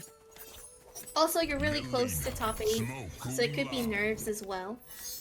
And it's all about trying to like stay alive in the situation. We do see another cameo switch as well too from JustNasty. Yeah, the Sub-Zero I think is another solid call. Like I said, there's so much versatility with Smoke matching up to different cameos here. So we might be looking for, yeah, I was just gonna say the armor here to avoid some of the side tosses and also the hat as well, big one. Again, just if your neutral is solid, then you'll be okay with Smoke. You don't need that extension off of an assist. Or if you have like a really good forgive all the neutral button like ball roll, sometimes that also works. Yeah, ball roll is definitely gonna be, you know what, fine, go ahead, armor up, I'm still gonna hit you. We're gonna make that up. Very nice. Early drop though. Yeah, that's unfortunate. We got the 1 stand 3 out of that. 40% still really good though. Oh, And then good. we also get the ending with that Sub-Zero, so that was really nice. Round 2. Fight. It's definitely more consistent though if you go immediately for that second stand 3 series. Despite it only getting 1 kick off, it makes the forward 1-2 into throw to extend into the down back 4 much easier for Smoke. No hit confirmed there. Was a drop combo after the ball roll and then getting hit by the Loud this. Although you are absolutely right with the ice armor, that does eliminate a big like worry from JustNasty and forces Hourglass to play a little more grounded. Once again, ice armor is out. Yep. And block that I have it too on that one, which is funny. This is actually going to be really big damage for Hourglass. Yeah, cannot break away from this. Ooh! Very good usage. Use the stagger off of the low from that string to then go for the cartwheel overhead. Yep. Armored up, trying to walk down Hourglass. Yo, goes invisible and down back 4 right after 2. Ooh, right when putting on the ice armor, just like you mentioned, using the ball roll to say, nope, not today. Yes. Catching JustNasty actually jumping on hit. Ooh. Oh, the staggers. There it is. Yeah, you could punish that down 4 after. The Nice. duck! And that is all for Hourglass. Gonna be able to end it with the brutal. What? Not now? Understand? That was a little late to say that, Peter Parker. Mileena wins. Go back to Spider-Man 2, I guess. Is Rain right here. But I have seen him going over onto the Baraka side of things simply because it's been an easier time to establish the dominant game plan. And Bluelinkys is also someone who literally plays 15 hours a day and does an extremely good job. Had Kung Lao, but has also has the Rain as the back pocket. That's true, which is interesting because Bluelinkys picking up Rain. It seems on par for the course too because they played Swiftmaster in DNF Duel. So this is, you know, I mean, we keep elemental mages in the pocket here. Indeed. All the elemental mages. But what a great start here for Bluelinkys. He's gonna get that low. And that's the thing about Rain, is that he sets up these like portals, but realistically it's these slow overheads that you think you're gonna be able to block them, but you really don't. Again, it's the slow stuff that you can't block. You can block some fast buttons, but the moment it hits about 19 frames, everyone throws a fit.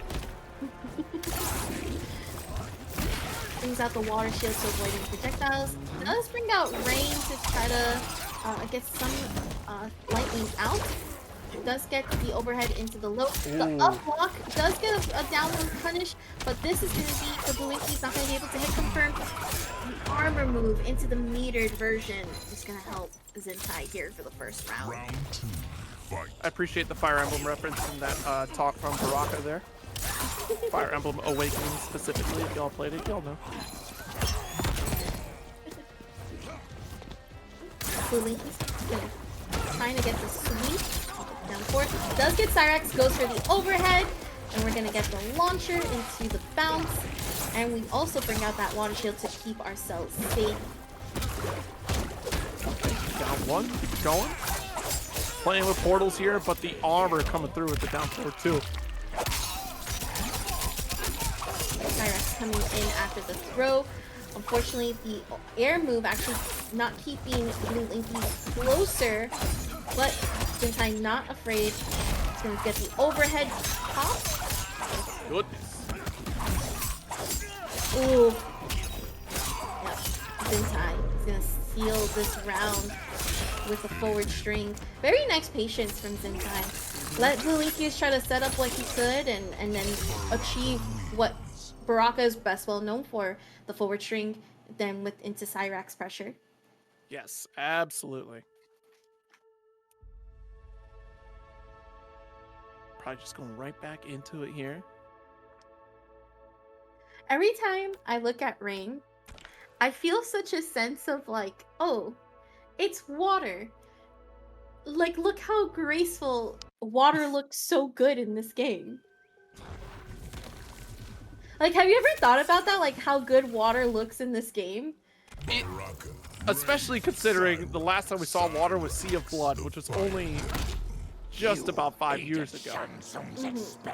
And just the step up in general from MK11 to this one is insane to me. Like, you can't tell me this is only 5 years in the making. Like, that's wild. Nice.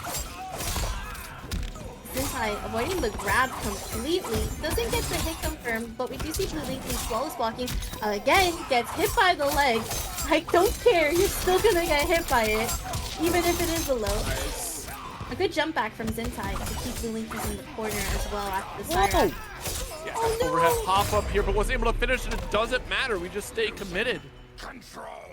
Round 2. I think Bluelinkys actually tried to flawless block and that's why it didn't work. Oh, unfortunately the overhead move is actually gonna put Zintai in the corner. Bluelinkys with patience. Block here. Gonna push it right back into the corner. Oh, nice. That's a huge pickup here for Bluelinkys. What's interesting is that Bluelinkys never sets up with Whirlpool. Yeah, it sets up the portal, which it's not the worst thing in the world. I'm sure it's probably trying to like use it as a way to either push Zintai out or be close. But the breaker has to come out here for Zintai, and the shield because of how. Oh, whoa! What happened That happens. There's a lingering hurt box from Rain that I don't understand. It's always on his projectile. Always. He's the master of water. There's the whirlpool setup, but it's not going to stop Zintai. Keep the breaker going with Bluelinkys on that end. Oh, jeez. All right, nice down 1. Ooh, he can't be scooping me. I'm not even blocking.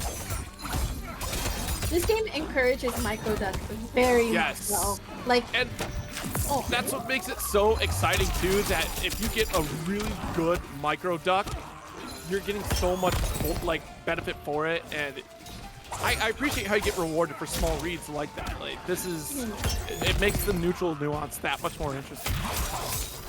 a whirlpool setup big once in, but Zintai's just been able to jump in and avoid it completely, catching Bluelinkys on the recovery of it. Yes. You tried though. That was absolutely trying to get the anti-air off of the 4-3. Zintai taking game 2 pretty handily here.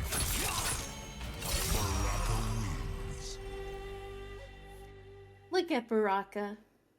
Just a humble merchant. Came from the bottom, now is at the top. And just, you know, great dental plan. Still, again, baffles me. Saki, you might have the answer. How does Baraka pronounce his own name without lips? Baraka. I'm thinking about that now, actually. Yeah, see? How do you use the letter B without lips?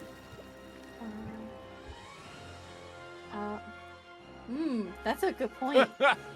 That's a good point, actually, Zero. Hold on, you got me thinking here a little bit. Cyrax. Well, I'm thinking, Bluelinkys. Staying on this character select screen a little bit to try to slow down some momentum from Zintai. Yeah, gosh, I mean, it's interesting that we're not going for Kung Lao here in this match. Like, I don't know, maybe it's just like we're trying to commit to learning on Rain, because I feel like Kung Lao would be that solid pick, because you probably back up with,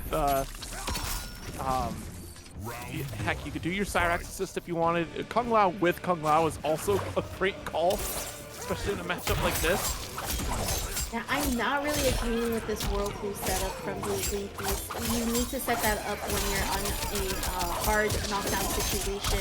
If not, you're getting opened up by Zintai. And look, you're eating 48% and probably another 48% here with the way Zintai has been playing. 39. With the armor though, there goes the Whirlpool setup. That makes more sense to do so here. Orbed up. No fireball, nothing. Patience right now from Zintai. Really can just zone Bluelinkys out. Exactly. No health left over, so you're good. And just avoid the Whirlpool. That's the biggest thing here. Ooh. Oh, okay. Yep, chip damage. Round 2. Potentially final round for Bluelinkys here. We gotta make something happen here. No Cyrax to back you up here so Zintai can take the turn. Good breaker here.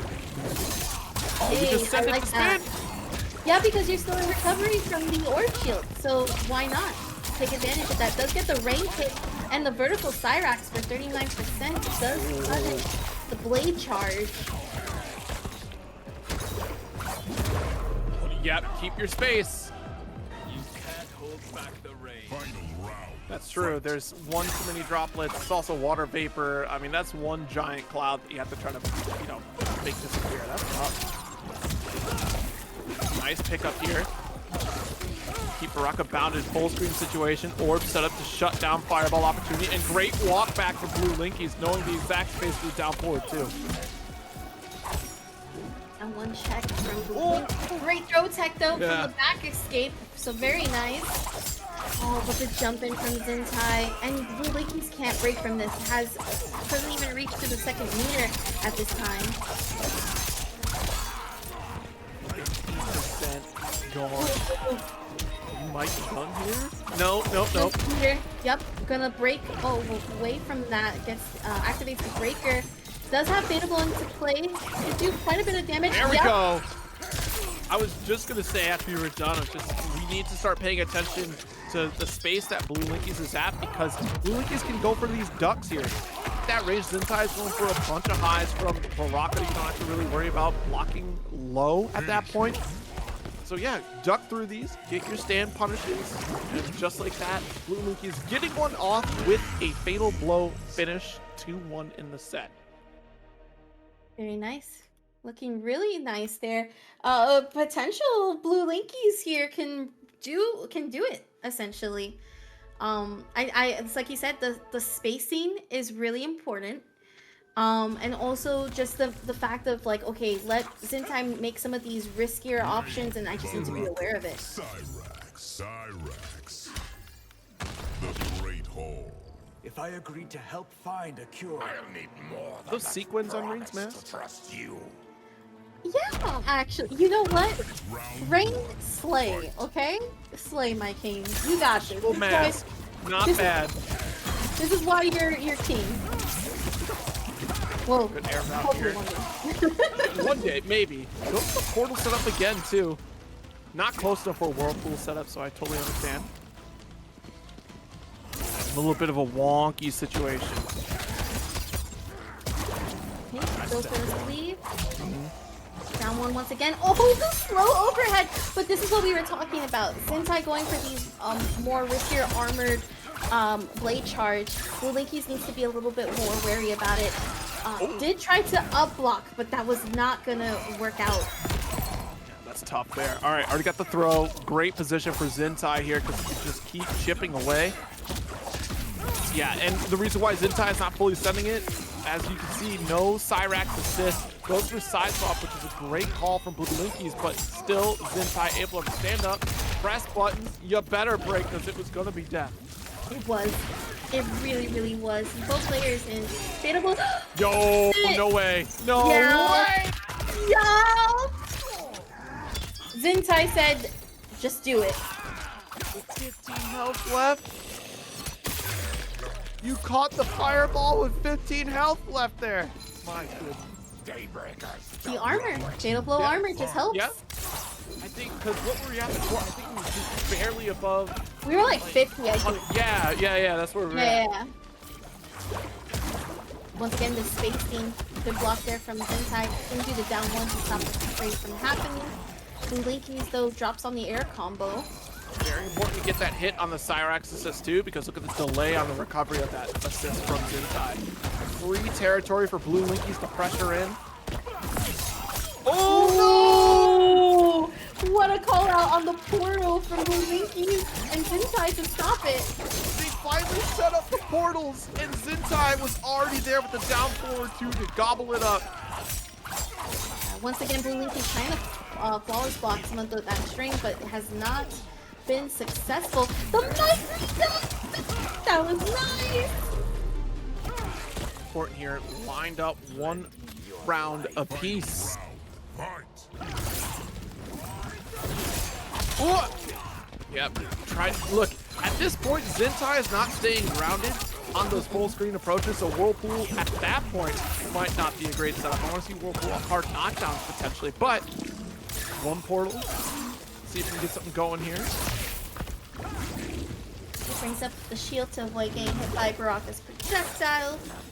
Zintai with the health deficit at the moment. Bluelinkys can play pretty well. I like that there's that armor move. So for those of you who are a little bit not too comfortable with the flawless block, you can use an armor move if you have a fast enough move. So that's why Bluelinkys has been successful twice now because of it. Very good situation right there too, especially off of the blocked overhead. Bluelinkys taking another game, tying it up 2-all. All right, we are now going to game 5. Game number 5. Yeah, I mean, definitely a good turnaround here for Bluelinkys, really getting established in the zoning game. I think that's very important, but still trying to keep Zintai out of, you know, being in a bad range for Rain is important here too. We do see a lot of that bubble setup, which I think is important, but at the end of the day, Zintai's not throwing out too many fireballs, but it still gives a little bit of visual noise so that Zintai can't particularly see what Bluelinkys is really trying to set up behind the bubble. Yeah, so not only is it a great way to just avoid that projectile, but it's like that way to mask whatever you're trying to do, whether it be trying to do a projectile or just playing patiently and then backing up a little bit. We do see Zintai try to go for the leg again. With the down one side. Yeah. Very good duck commitment from Bluelinkys. Still got the net, so all day to go for this stagger setup and big damage. This is the combo I know Bluelinkys for. This is what I'm expecting when I see Bluelinkys on Cyrax with Rain. Yeah. Oh, no way. Nice little trade right there to shut down the assist. One touch is all that Bluelinkys needs. One touch and a dream. Round 2, fight. Oh, Bluelinkys backing up a bit. Gonna try to duck those projectiles, brings out the water shield. Oh, the lightning launcher! And Patience there with the armor move to interrupt, just like you called out there. Very important to shut down both the assists and the pressure from Baraka. yeah, it can be a little bit difficult to try to flawless block, especially in an online space too. So better to go for the armor. You also, especially if it's like a launching armor, you can actually get damage out of it. So why not use that meter for that very reason? And once again, I mean, that's the big adjustment I feel like for Bluelinkys in this matchup here. One, setting up this bubble to avoid the projectile and forcing Zintai to make the approach while masking what Bluelinkys is going to do. And then the armor through a lot of the Cyrax and moving forward 3 setup. Since I had to break there. Now both players in fatal blow range. One hit from either of these two is all they need. Big jump in here. Patience on both sides. You know, it's interesting because Bluelinkys has the range, especially for the low. Zintai runs the higher risk because Baraka's stuff does start off high or mid. Right. Oh, here it goes. Whirlpool setup once again. 12 seconds left here, and Zintai has to make something happen this low. Oh, Cyrax might open out, but this should almost... No, the delay, wake up! Magic! That was very important for Bluelinkys to go for that delayed wake up there, because even if it was... So it forces a situation where Zintai has to commit to something. The overhead was a solid guess type of era where we have so much access through net play on a lot of these great netcode games, especially coming from NRS, right? That does help reach out to other regions. But I'm curious to see how defense evolves, because again, going into these games just so offensive focused does have you miss out on the opportunities like what you're talking about here with that minor armor setup, like we were talking about earlier, utilizing your flawless and up block as well to really expand your options when you are on defense. So, like, Mortal Kombat is a very active defense kind of game, especially when you bring in those flawless block opportunities. The micro ducking is also very crucial. But yeah, defense is just as important as offense, especially in a game like this where nuance is so important like that. And I think that's the one thing too that will also separate, like, for example, games like Guilty Gear Strive, that it's very high octane, high offensive gameplay. But you know, when it comes to like the defensive mechanics, there's obviously different tools there. MK has always been the game to have like defense in mind, and so in this game they've taken that high octane, high damage output type style, but still maintaining the defense with the up blocks and the flawless blocks, and then of course the armor moves as well. So you're really getting the best of both worlds in this game. It's a matter of, okay, you have your optimal combos. Great, that should be like your daily B&Bs that you should have on the ready no matter what. But focus also your time on understanding why some of these matchups are as strong as they are and how your character can benefit. Because again, not all characters are going to do well with the armor move or do well with a flawless up block or even have an optimal situation. But then that's where the cameo comes in, and we go into the whole charade on that. But we have now TurkeySucks versus ElCucuyFGC. Ooh, yeah, quick recovery on the shuriken here.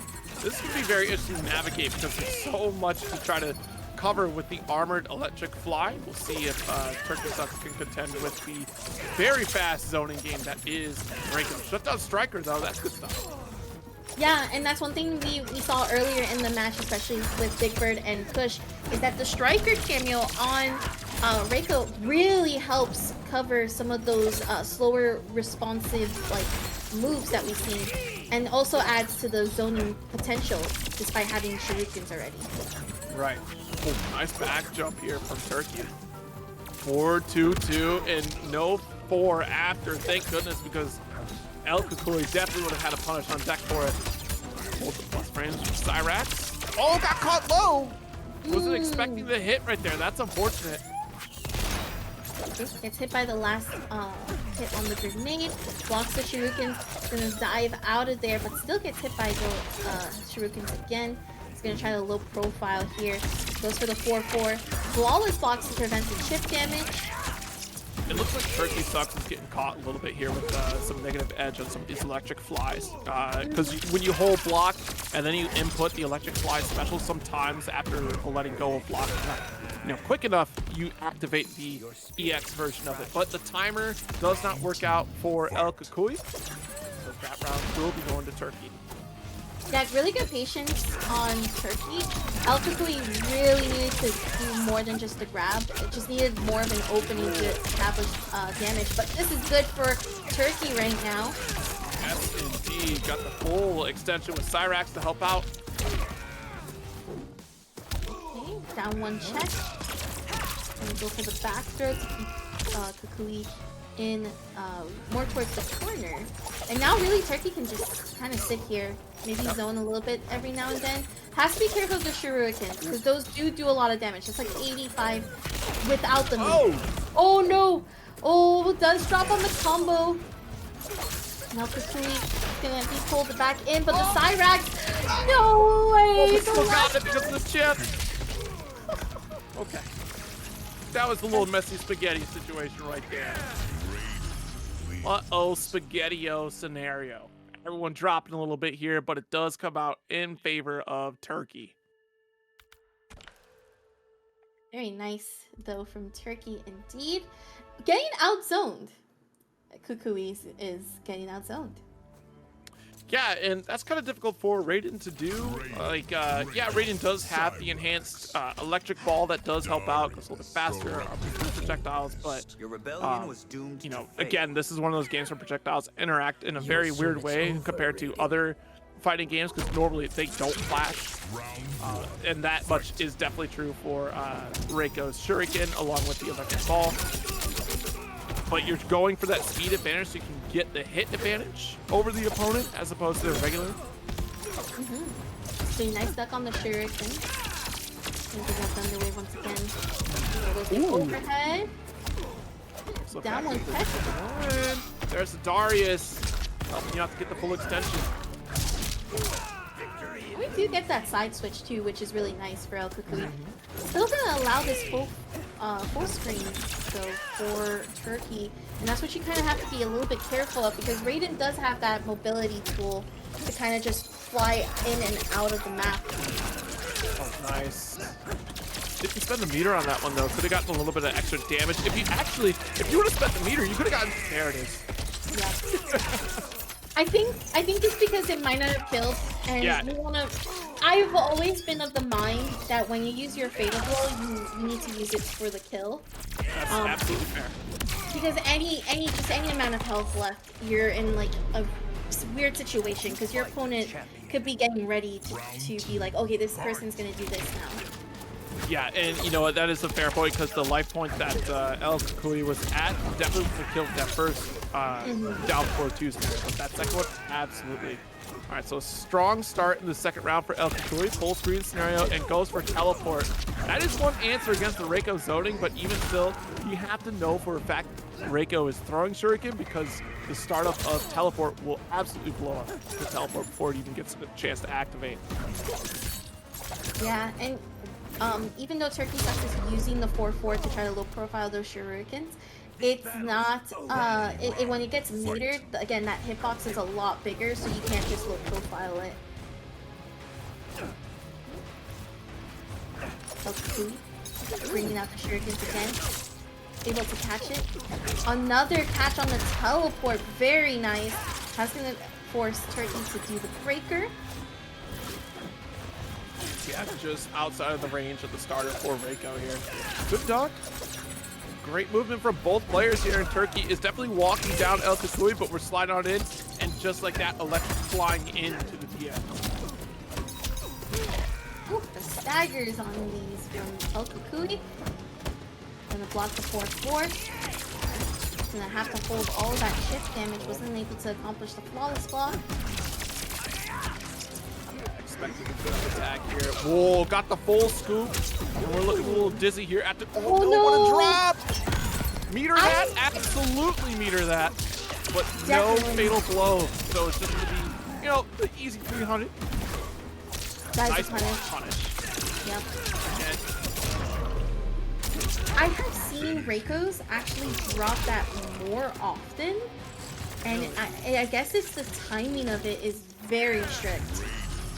yeah, you know, there's so much of that in MK1. Timing is so important for a lot of combos. Like, it's very interesting because things feel a little bit more tight in this iteration of Mortal Kombat as compared to previous games, especially too when you're thinking about these juggle combos. Like, the gravity scaling is such a huge factor in this game that really throws things off. This, you know, it sucks because it is something that we're all getting used to, both how the meter burn works in this game and then the tight windows. Even if you have long input window turned on, it can be very, very tight. ElCucuyFGC still stuck on the Reiko. Definitely believes in this character for this matchup, which it doesn't do bad. It really doesn't. It's just you have to play perfectly against Raiden. Yeah, absolutely. Again, like I said earlier, just one single mistake, that's 50% damage you're about to do right there, just for the forward alone. That is definitely going to be quite a bit of damage. Going to use the vertical Cyrax hit. No whip punish, even though backdash just a little bit. Going to get out of there. Keep some space. We duck it. I'll play a little bit of zoning game. I got the health to deal with it. Nice, 2-4-2. Once again, using the discharge. Gonna bring out Cyrax forward. And again, just because it's minus doesn't mean it's still not safe. That is the blessing of spending meter on the electric cell as Raiden. Yeah, it's still a really good move too, even though Kukui's flawless blocking a little bit more in this situation because again, 119 health points. But Turkey playing a bit patiently, trying to get out, create space once again. Enough space to either do 4-4 or bring out the electric cell. Yeah, absolutely. It's so character dependent on that move too, because yes, it is minus, but not every character has a normal that reaches to get that punish, which is tragic. You have to have like a far-reaching normal, which Reiko might be able to off the normal cell. The enhanced cell obviously is definitely going to be very tough to get to, but yeah, very few characters can reach. He needs the armor move to keep Kukui in the corner. Uses the 4-4, brings out the electric cell. Brings out that 1-2 string.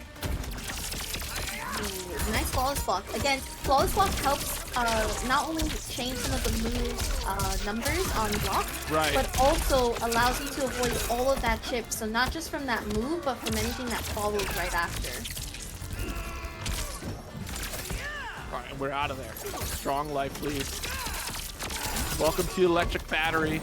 And we try to let go of the block at the perfect moment to duck under the Cyrax assist, but that electric cell is still covering everything. Ooh, and there it goes. Last breath. That'll do. 3-0 victory for TurkeySucks over ElCucuyFGC. We'll be moving on into the winner's side of top 8. Yes, I mean, look, we can see it here right on the Mileena skin. Hourglass has mastered Mileena all the way through. So you're done entirely. You're just done with your whole lineup of blocking anything from Mileena. You could play any other character if you want to. That's totally fine. Yeah, but you know what? No, because we are loyal to our Empress Zero. Unlike certain Raiden mains in here. I just like an easier time. You know, just blood, sweat, and tears, Zero. Blood, sweat, and tears. I paid my dues. I got the calluses on my thumb to prove it, okay? Alright. Ooh, nice it's interrupt in the back overhead. too. Yeah. Brings out the Kung Lao hat. Yeah, and that's just going to be the name of the game here, the constant Kung Lao pressure. It comes back so quick. No one talking about that one. What about Kung Lao's hat? What about it? Don't worry about it. It comes out so quick. Don't worry about it. And look at it. Are we recovered? Round 2. Please. Fight. Nice down 4 post. Can bring out the electric cell. To be able to keep the corner. 13%, not too bad. Whoa. Nice. Ariel will pick up as well. 4-3. Yeah, that delay wake up actually helps out a little bit there. Force the commitment from young Chiquelo. That overhead is opening out Hourglass consistently. Oh! He got the counter hit off of the teleport. Very risky move from the Chicuelo. I love the run. So cool. I do too. Protect Earthrealm always. With that combo, did risk getting out of the corner. Tries to pick him from off of the combo from the Kung Lao hat, but there goes the teleport. Very nice. Back into the mid screen here. No punish there. Yeah, that was excellent spacing. Full screen right now. Hourglass of Rain can actually play pretty nicely here. Brings out the low side. Amps it twice. Doesn't have any meter to work with at the moment. Ooh, the overhead coming out again. There we go. Full extension here. I know there were a couple misinputs right there. You did the 4-4 3 times. UnbearableSkill was trying to get that extension, missed each one until that third final hit. Been there. I see it. The armor, you're done. Yup. That was a risky play too from Hourglass, but I get it because if worse comes to worse, you could have tried to break the armor again. But young Chicuelo's like, I have nothing to lose. I'm just gonna go and do it. You're the one with the lower health bar. And that's the thing. You have to have a risk assessment when you're running your set play against your opponent. You get that hard knockdown. You really got to look at those resources and ask yourself, all right, if I were in the same position, what would I do? Raiden, Kung Lao, Cyrax, Hanging Gardens. All right, so sticking with this Kung Lao just to continue that opportunity to keep that opponent locked down and a block opportunity. Like every single time Hourglass ends, whether it's a safe string, and a lot of them are unsafe, right? Immediately after the fact is young Chicuelo having to handle with the decision of what do I do with this hat on the ground? Do I pick it up? Do I jump over it? Like, what do I do? Just get hit by it. Best way to get hit. Easy. No. Yeah. That's not the answer. Yeah. It's fine. Oh, I love that. That's the second time tonight that we've actually seen that setup from Hourglass of Rain. And again, it's a slow teleport, but the only reason that they're using that slow teleport in that way is that they've gone into hard knockdown and they're using the jump kick, which lets you actually overpower any move attempt that your opponent tries to do. Right. Down forward does put the electric cell right up. So scary. Yeah, this is one you're gonna want to get a little bit of a review on to recognize what strings start high for Mileena, especially to that essential spacing. She works similarly, right, with a lot of startups being high compared to, like, you know, Baraka in that regard, but otherwise the clear difference being that damage output. I mean, they both have Tarkatan blood in them, but damage is very clear in one direction for these two. Hourglass has to be careful on this situation. Has just lost the health lead significantly. Tried to bring out Kung Lao. I would honestly say, like, bringing out a side teleport in those situations would have been the best bet, but I'm not too sure if Hourglass would have had enough time to do so. But the chip, yep, on the reset. Must we do this? Final round, fight. Okay, Kung Lao hat out and about. But instead, Chicuelo's gonna be able to get the forward throw. No launcher off of it. Instead, he's gonna keep it simple. Oh, putting himself in the corner though. We're gonna try to get that overhead to get out. Does the 4-4 and brings out another forward throw. Unfortunately, that is gonna be a tech failed for Hourglass, and it's gonna be some damage. We're trying to get the full screen with the Kung Lao hat. Oh, Nice there was shutdown. that attempt. Try to get that side shutdown.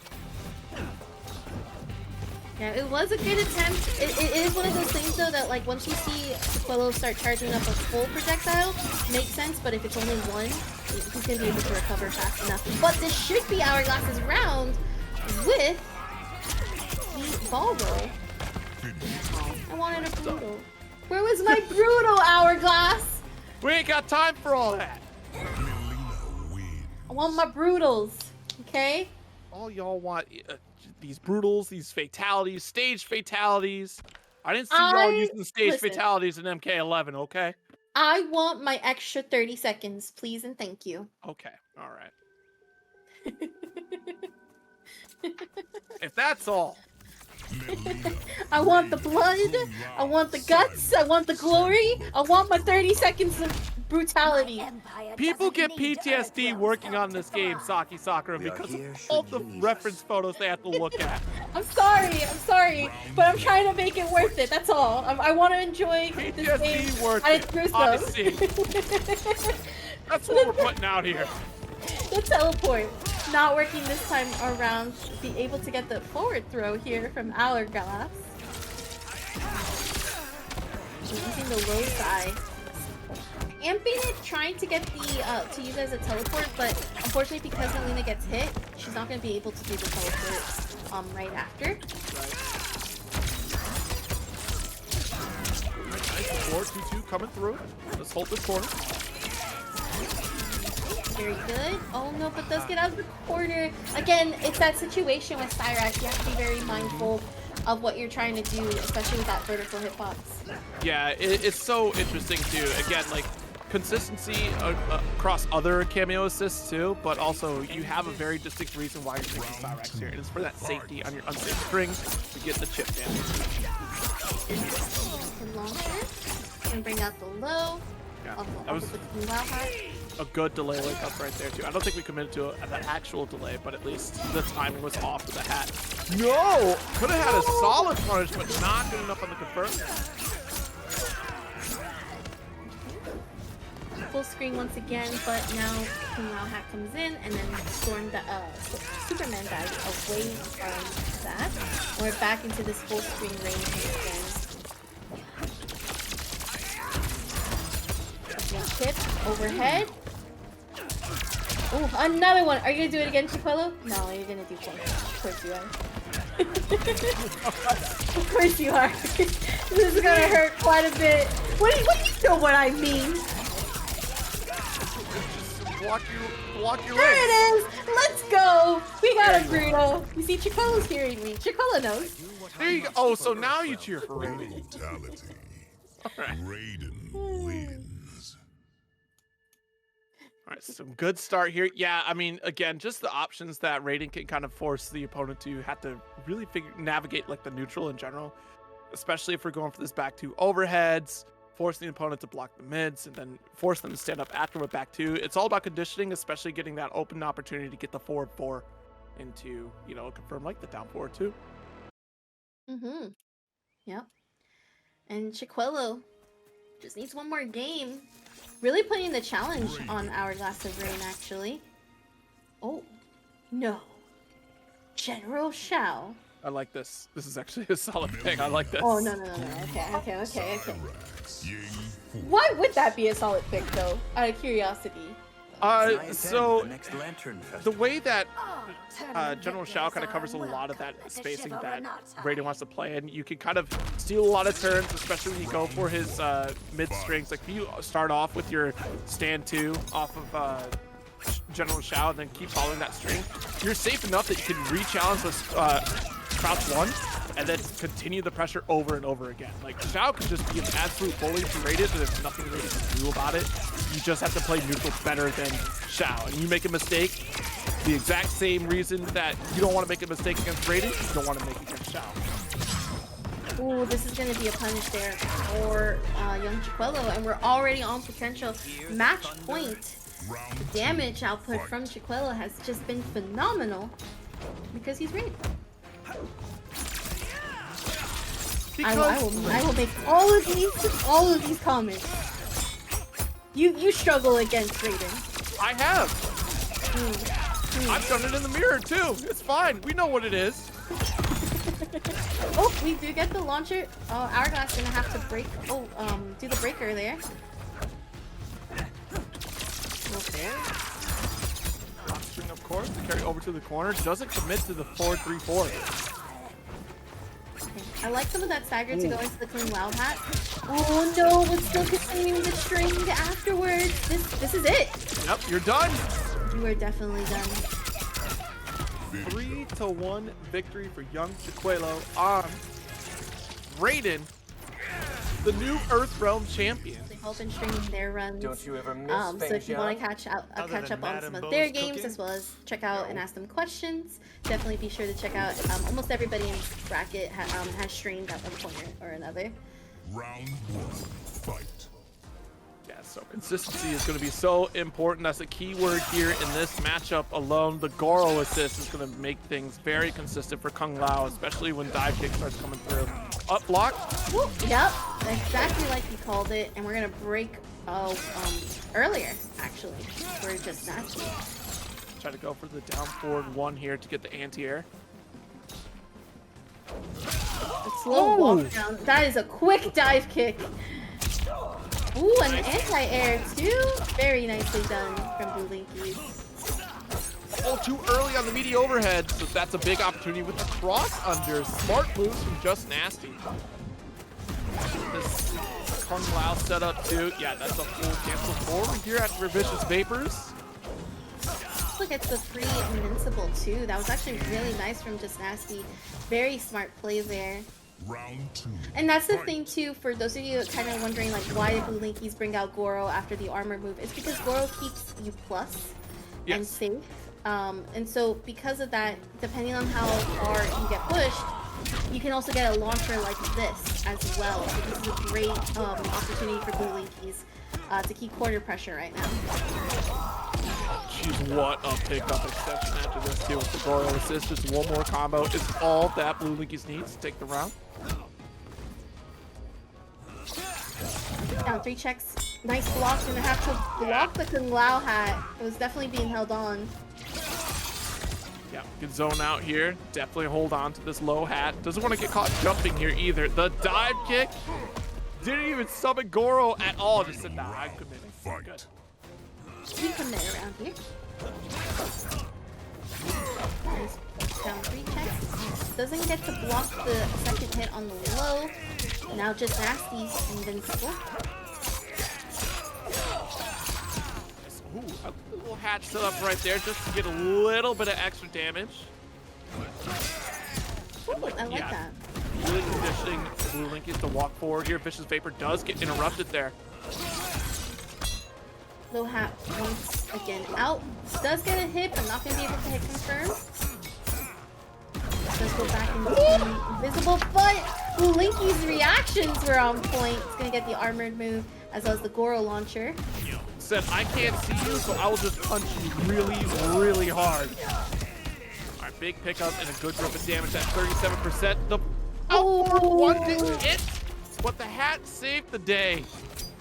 I'm a little shocked that that didn't hit, actually. That's usually the anti-air answer for any type of dive kick. Yeah, that was just such a...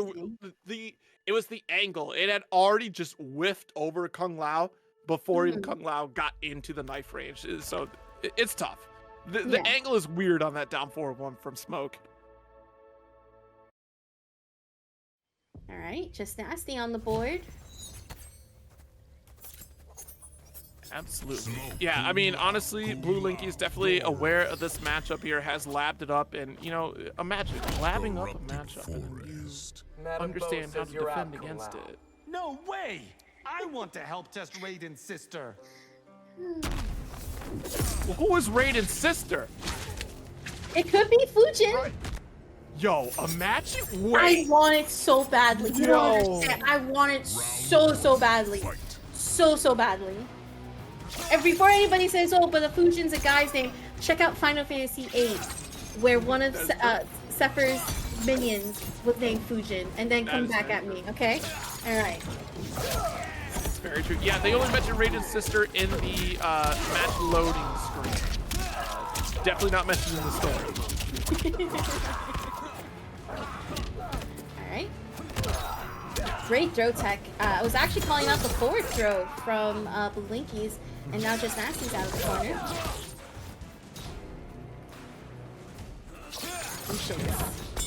Stare down right now.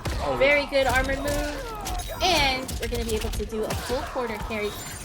You ever see a move that you just hate the animation so much? Those punches that Kung Lao did, I hate that animation so much. I don't know why. It just like, it does annoy me. True. I mean, I don't know. Like, I do You miss never the, had that? I miss the throw animation Kung Lao had in 11 where it just keeps machine gun punching your face. Oh, nice launch there with Goro to seal the deal, and Bluelinkys wins his first round. Great dive kick, has enough time to also block the Kung Lao hat as well. Oh, you can't. Yo, Look, after I'm done commentating here, I'm going to the lab and practicing all the up blocks because this is ridiculous. Do it on Smoke. You can do it on Johnny. You can't do it to Ashrah. You can do it to Shao. Yeah. There are some strings that have an overhead in them that are not locked in enough to avoid getting up blocked. If it's a true string, you just get a stand block. If it's a gap, you're getting that up. Interesting move choice there, but because of that, that's twice that JustNasty has been able to whiff punish the attempt. Okay, Kung Lao hat, and of course, he leaves the block. Goro launcher comes out, and we're gonna get the breaker from JustNasty. No, caught low, but Yo. see, and when you keep doing this though, are you aware when you're gonna get a hit, and are you ready to confirm after you get the hit? That's the scare of pump faking so much with Vicious Vapors. No, not a block infinite. That's a down one. You can interrupt after every one of those Vicious Vapors. Really? That's actually Yeah. a good matchup knowledge for me. Yeah. Really? Don't let Don't let it get away. I I see you. Okay, I see you, Vera. I see you JustNasty too. Getting away with some of these gimmicks here. That is plus. Speaking of some characters that you can't let them get away with it. That is a plus. So you do not press after that. Just wait your turn. There it is. See? Lo and behold, folks. Don't be afraid of Smoke. Okay, JustNasty has to be careful here. Only has 19 health. Ooh, doesn't get the. Oh no, he opens up again! Oh my goodness, that was ridiculous. That was low into low. We sent a low hat, down back 4, which is also a low. Still got caught. That's tragic. Nicely done from JustNasty. That was actually really tough because Bluelinkys is a really good defensive player, was very aware, and then had almost the hit confirmed, but only got a couple of hits out, and then the low was just sealing the deal into the Vicious Vapors for the continuation.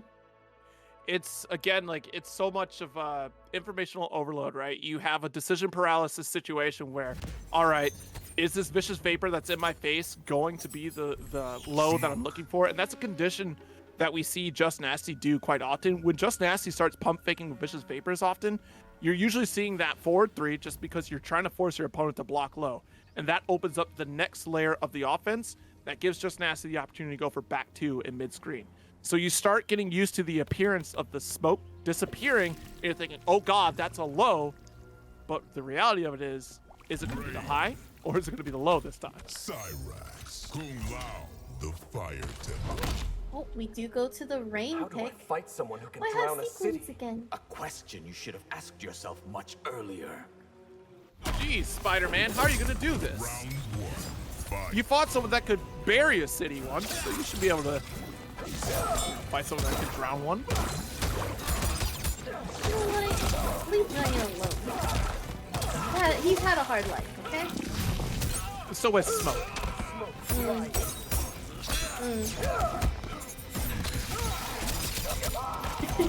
Brings out the Cyrax, does bring out the Whirlpool, but the Vicious Vapors is actually just gonna completely ignore that Whirlpool out. Yeah. Vicious Vapor being able to just completely ignore projectiles entirely if you want to close that gap. Super important information for both players to have. Here's your low hat. Ooh, back 2, caught you reaching, but no confirm. Ooh, I like that stop the Cyrax and still on cooldown as well. This actually could be really good for JustNasty here. Yes, very good actually. not quite gonna get the kill unless we can find a fatal blow situation, but just opts to hold the corner. Now we're invisible. Ooh, that was so nice from JustNasty, understanding that Bluelinkys was trying to expect the invisible high attack, but instead caught lacking on the Kung Lao low. You put me in the corner and you're full screen invisible, I'm panicking, right? What do you want me to do? Oh, what can you do? Truth be told, you risk pressing the button and you risk blocking. It's a literal 50-50. Technically like 60-30-10, if you think about it. It's just like, it's one or the other. You're gonna throw me, you're gonna overhead me. Yo! Oh, this is it. Avoid the water! No! How? It's smoke! He just threaded the needle. Okay, rain kick. Trying to keep this corner, gonna bring out the overhead, but great block. Tried some armor, but wasn't gonna be able to. Does get hit by the overhead. It is one touch for Bluelinkys. Oh no, but so it is for JustNasty as well. Back to is so tremendous. I mean, just honestly, the invisibility options from Smoke is so fun to play around with too, because you really throw up, like, the panic sets in. The strong defensive mindset has been tremendous for Bluelinkys. I'm absolutely excited to see the next time we see Bluelinkys in another one of these brackets here. But our next match will be Dyloch versus Matrix. Ashrah with General Shao. Yeah, Matrix, who back in MK11 was like playing Dyloch, and Dyloch playing Cetrion. This is such an interesting two characters that are just like the complete opposites of what their MK11 counterparts were. And Ashrah being one of the other characters that's just sitting really comfortably in certain situations. But it looks like Matrix, or rather Dyloch, apologies, is ready with this Shao. Oh my goodness, couple knees for you? You can leave two in the corner? My god. Yeah, this is a scary situation. Be a good block after the flying knee here from Matrix. Go for side swap situation here, but again, these strings are just devastating. That's a round for Dyloch. Shao hurts. Shao really hurts. Yes, absolutely. Shao is one of those characters that I think over time we might see a bit more representation. Like, there are certainly characters that do a little bit better of what he does, but again, that output is there. His forward advancement normal is just excellent. His sweep is tremendous. Just a really good kit on this character. Yeah, really good kit. Also has like a really good situation when he loses his axe like this. Yes. Because it's pretty much a brawler fest. Like, I feel like this is a perfect example of how a brawler is supposed to be. You're plus, and on top of that, you're just gonna get damage off of it. He's also using Kano, so this is really stopping any wake up attempts as well. Yeah, this Kano assist is such a great call out here, because you set up the Kano ball to keep the opponent in the corner and still reset your pressure over and over again. It's just going to be relentless. Plus this outro with the eye glow, it looks way cooler with the mask than the hood though. I honestly. Every time I see this costume on Shao, I think of a Blizzard warlock. Definitely looking like a Diablo character, that's for sure. Right? I was like, yo, this looks like a Diablo character. I thought of World of Warcraft, but Diablo fits better for sure. Here we go. We'll try to see if we can slay through this demonic presence that is Ashrah, who's trying to become a good demon though. So she's doing a good job. She's got a partner now with Reptile. Your intervention ruined my plans. I am glad to have been part of the resistance. You know what? And she also deserves it. Hasn't been in the game for what, 17 years? And look at her now. Yeah. What? Annihilation was her first appearance, or was it Deadly? Like, so many of the cast is Deadly Alliance first appearance. So I'm trying to remember where Ashrah pulled up. Ooh, this was an interesting choice. Actually using the wake up. What's really good about that wake up, that back forward too, is that when you hold it down, it creates that diagonal slash. So it's actually easier for opponents to get hit. But again, slugfest once again from Matrix's Shao. Oh my goodness, yeah. Yes. What strong lead. And again, there's that back two. Shao here. Nice initial jump. What a high poke.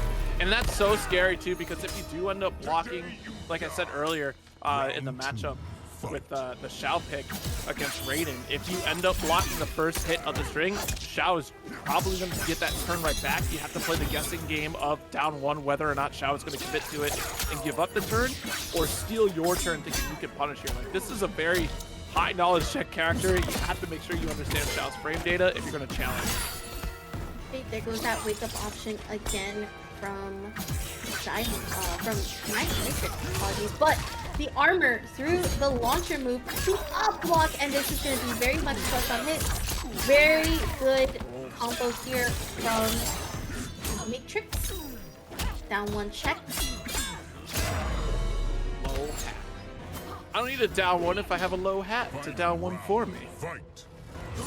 Down one yourself, and then do the hat, and you get two. Ooh, and it's safe after the hat. I mean, come on. What's not to love?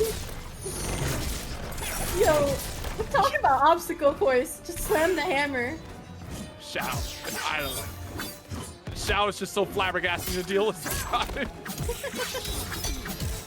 Matrix doing a good job. Just kind of keeps up here in this round. I do like the patience from Dyloch.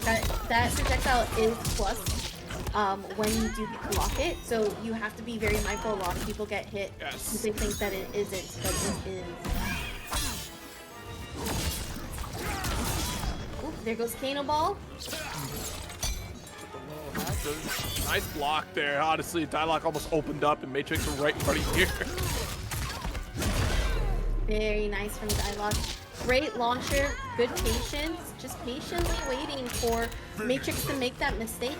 Because it at the beginning, these matches feel like really back and forth between the both of them, but it almost feels like Matrix is playing too safe. And that is actually where I feel like Shao does really well. It makes you second guess your safety net and second guess your pressure.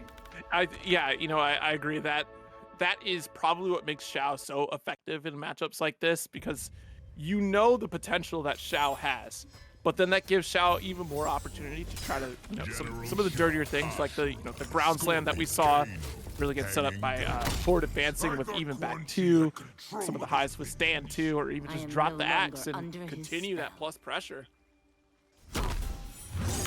Round one. Fight.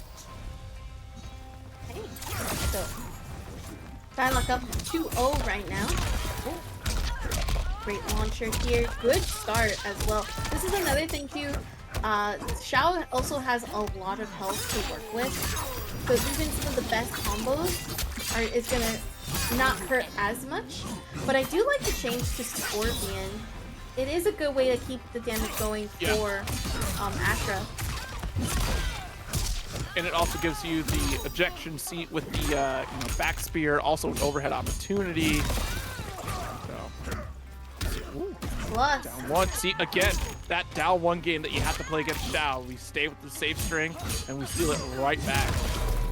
Like, gosh, there was one string is just exactly -6 or something like that. It's just, all right, well, not a whole lot you can do to challenge that bad.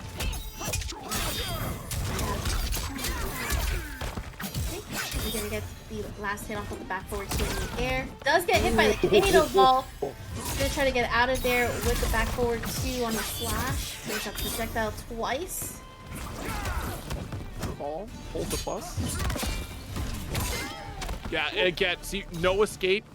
Good luck trying to challenge, especially spending that armor too, guaranteeing the fact that that would go through even if Matrix wanted to try to challenge that axe swing. Should be able to kill. Oh no, the Scorpion Fireball missing, but Matrix was ready. Final round. Fight.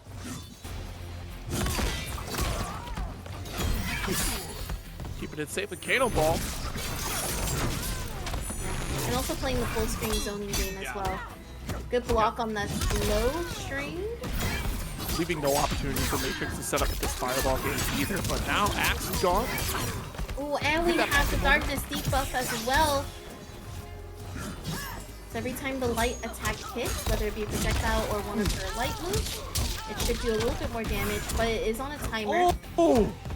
Oh, that's not good. Plus frames galore right now. Oh, the overhead launcher, and this is it. Someone check.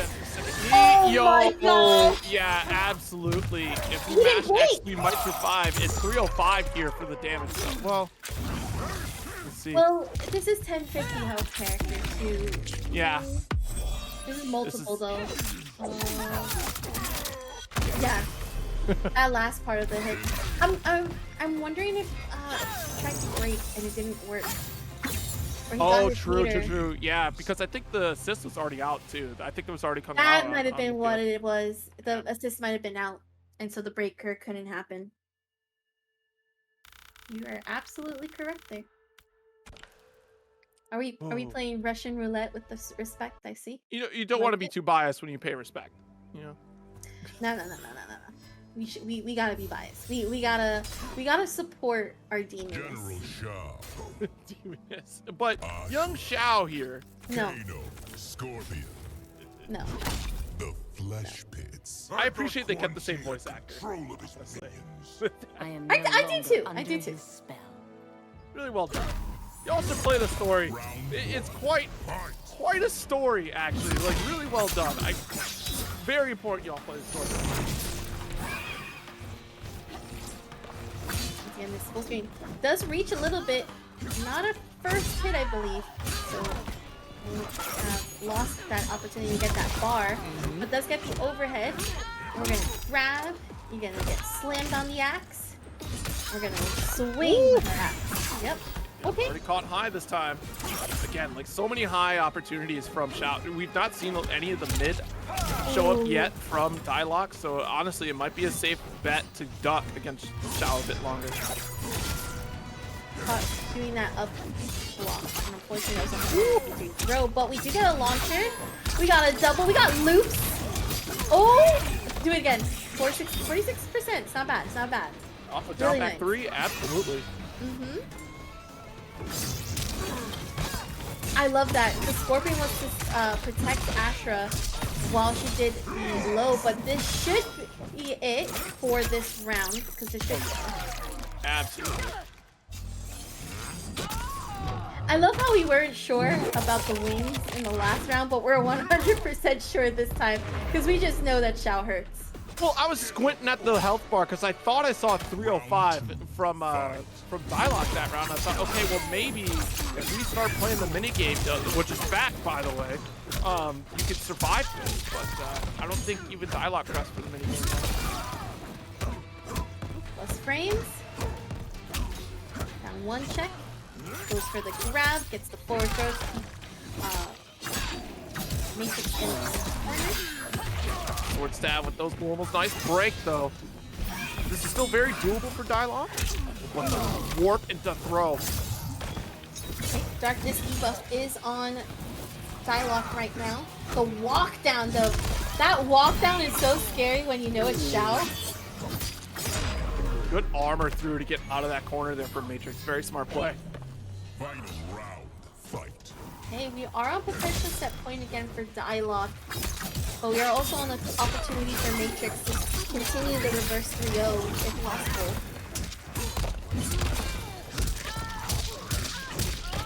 These down combos, Nice corner very nice. Once again, still in light stance here as well. Yes, nice call for the Hellfire on Scorpion to get a little bit of extension, and there's that reverse spear. So now you can play your zoning game, especially with this life lead. Don't need to try to contend with Dyloch all that much because one touch is more than enough to try to catch up, and certainly catch up. Dyloch will. This should kill, yep. Didn't get the bar enough before being able to break. So now we're going to game 5. Matrix trying to stay alive with this Ashrah. The only Ashrah in this top 8, so good start. It's a really good start, actually. And I love that this Scorpion cameo has been doing some good work, both for optimal damage and, as we saw, that full screen pullback. Yeah, I mean, that's the difference maker, right? Because, you know, a lot of the same aspects apply here for Dark cotton. Scorpion when it comes to combo father's extension soul as it resides would in with the Cyrax, Netherrealm. except you get that consistency with a little bit less damage than Cyrax. But that's the way that Ashrah likes to play anyways. She's going to get a lot of aerial pickups, so the Scorpion call for Hellfire with that consistency is very important as compared to going for helicopters from Cyrax.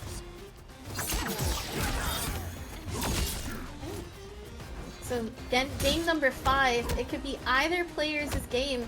They've both been playing phenomenally, but I feel like Matrix has definitely been catching Dyloch with some of the Ashrah power here, especially with that overhead. That overhead is so cheeky. Yes, she can block it, but she could also go into her DP or her launcher and make it a bad day for you. Absolutely. You know what solves that, though? Up blocking. I knew it. I knew it. Alright, got the full screen pullback from the spear with Scorpion. One touch is all that Matrix needs, and will succeed with the light fireball. Here we go. Round 2. Fight.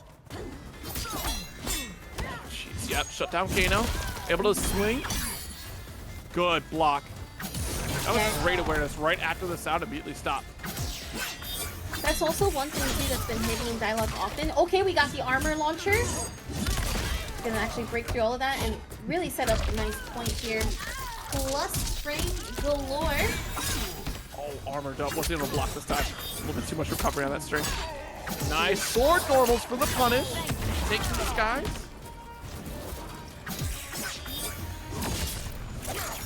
Matrix does have to come in and close the gap just a little bit and start up something here. Has Fatal Blow to do it, but also doesn't have that health lead. Oh, no! Interrupt there from Dyloch. Yep, hold this Kano ball, please. And there's the throw. Round apiece, final game, final round. Very nice to see in our top 8 some of these sweaty matches just going back and forth.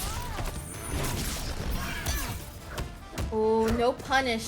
Very dangerous to do that, but the breaker coming out for Matrix. Yeah, that overhead was very important there for Dyloch, and removing those resources from Matrix, even more important. There we go. This is gonna hurt. And the raid from Mr. Aquaman himself. Welcome to TNS. Welcome. You're just in time to see Matrix establishing dominance right now. He's gonna go back into this full screen. Again, in Fatal Blow, has to be careful of some of these OS hits. What a pickup! Not gonna be able to get a full hit confirmed. Stuck underneath the Kano. Oh no! That was dangerous here. Missing the opportunity, but does get the second swing. Alright, strong life lead here. You could just zone this out. Don't you stick it high. Do not stick out high, please. No way! Oh my god, yes! Oh no! You let go of that too early! No, you had it! Nice break. Alright, last opportunity here. Won't see Fatal Blow for a while, but the brutality finish. Brutality. Oh. General Shao wins.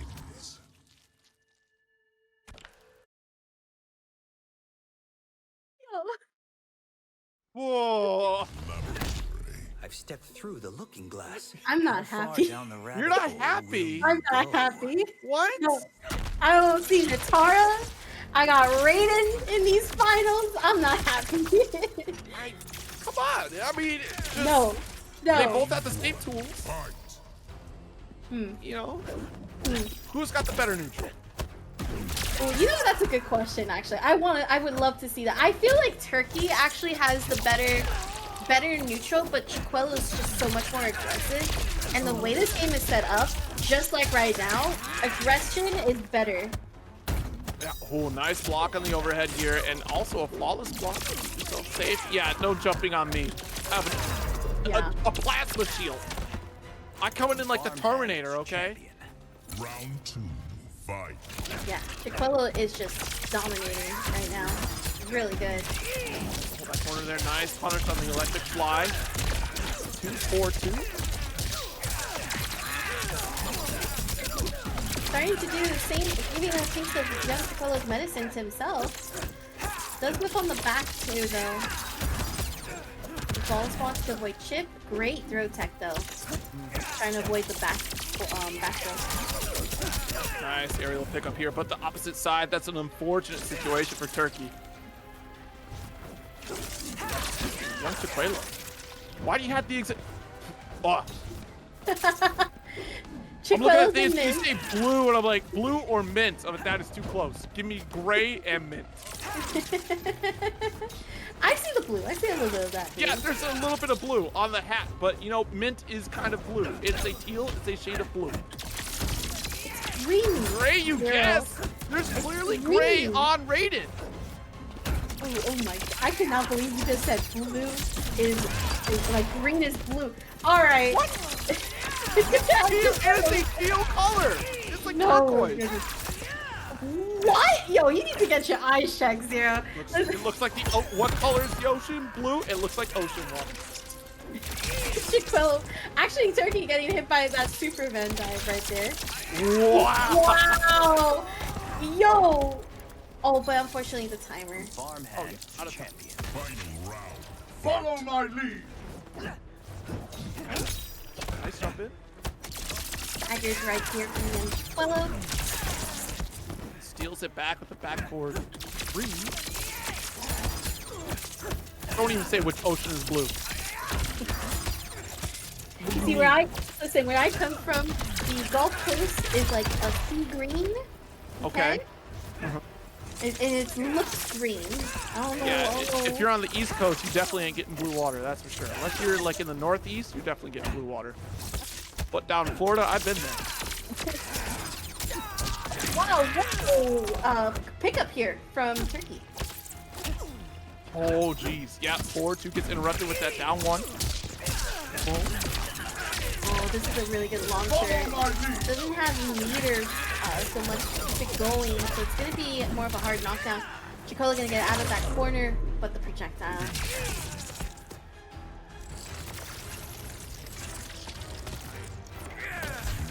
Flows out here. Ocean blue now? See, there we go. Young Chiquelo is teal.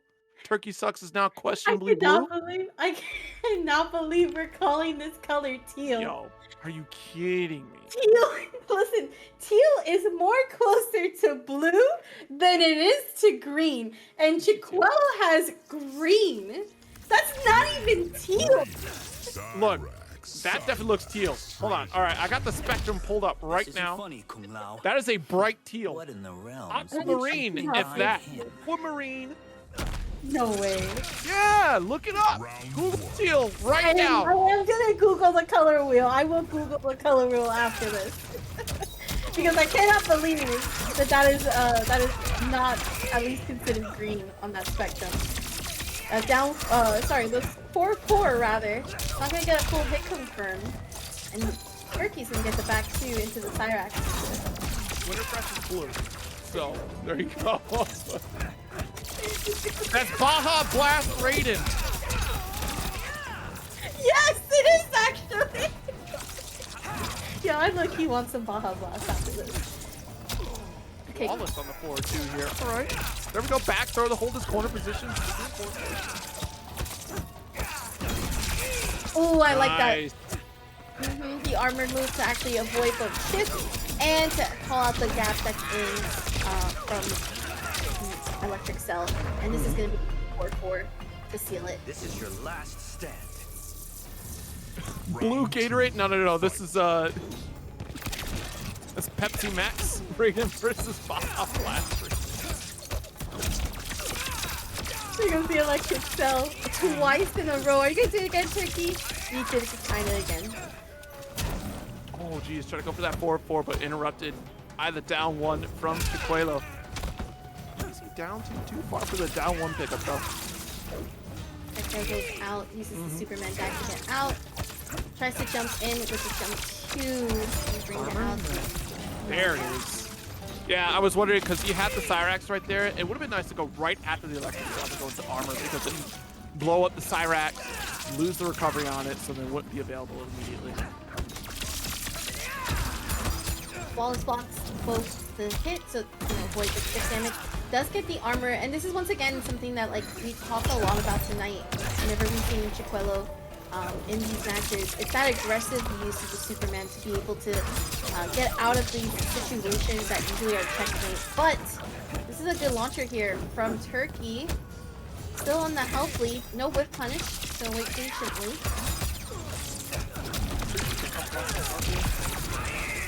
Ooh, this shouldn't kill. It'll be very close, but it shouldn't kill because it wasn't within the 30% range. Exactly.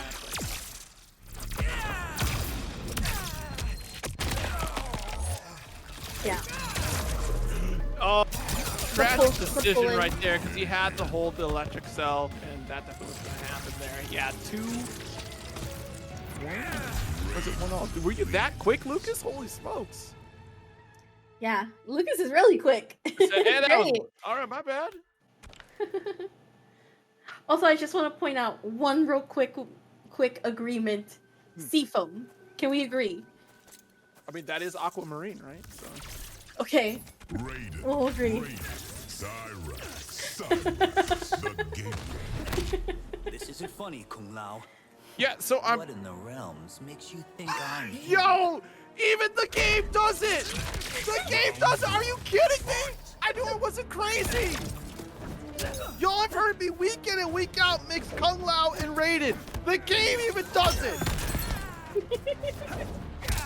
They look alike! And they kind of sound alike too, in a bit. Great interrupt on the back two. Nice back two here. Cyrax One more in. time. Yo, the staggers from Turkey. He knows. And a great usage of the launcher as well. Oh, we got air combos! Very nice.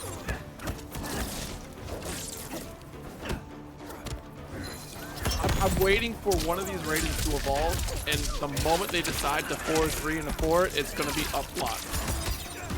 Oh, it's a great tool. Like, I keep championing this because it's such great problem solving. Yep. Canceling into Fadeable. Very smart decision. Once again, if you're very brand new into how like damage works into this game, using your Fadeable is actually really, really important. In terms of like, do you want to use it for the kill or do you hold on to it? Sometimes it's okay to use it and then you still have like that little bit of health left. But other times, if you know it's gonna kill, definitely use it. It's not as dependent as you would have had it in MK11. Right. Ooh! Nice down forward too.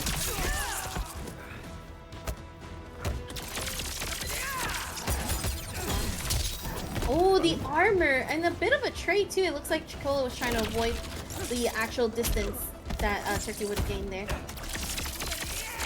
Flawless there. Really? Still safe getting pushed out of the up block there? Interesting. Okay. Hadn't tried it yet. I know for sure it still eats up the cancel on 4-3-4, but then at that point, if you're already blocked, if the opponent's blocking, then you're not likely to press a special and do it after. Jumping back. Was able to get a hit confirm, but Quello has been able to get actual damage in. And that's the thing, is that like both of these players have tried to get in on each other, and once or twice opens them up, but for the most part they just chip. Okay.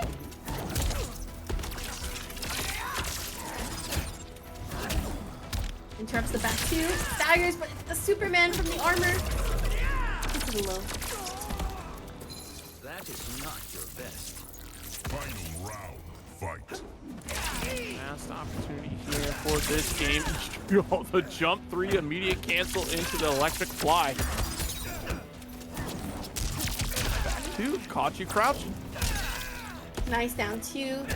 Wasn't able to convert because it still was a little bit low. Wasn't able to recover fast enough. So we do have a launcher here for Chiquello.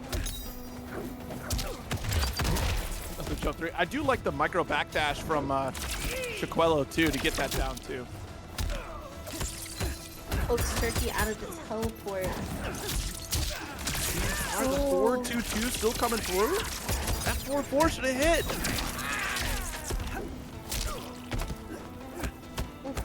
The jump-ins right now from Turkey have been very good. Big risk here doesn't have the meter to step to the extension. Gonna have to hold the block string. Oh, Lobo was able to block just in the nick of time here, but a touch away from death. Young Chiquelo with the brutality. 2-1 lead. There was no other way. Brutality. What? I feel like there was. Wins. No, there was no other way. Violence Okay. was chosen. All right. Violence was indeed chosen. Just, this is your champion, huh? Mm-hmm. Raiden did get ahead of himself. Literally. Sir, these puns. These puns. That was Lucas. Raiden. No. Raiden. Cyrax. It's also kind of creepy. You keep your own head. No. This isn't funny, Kung Lao. What in the realms makes you Thanks, think I'm Lucas. him? Round 1. Fight.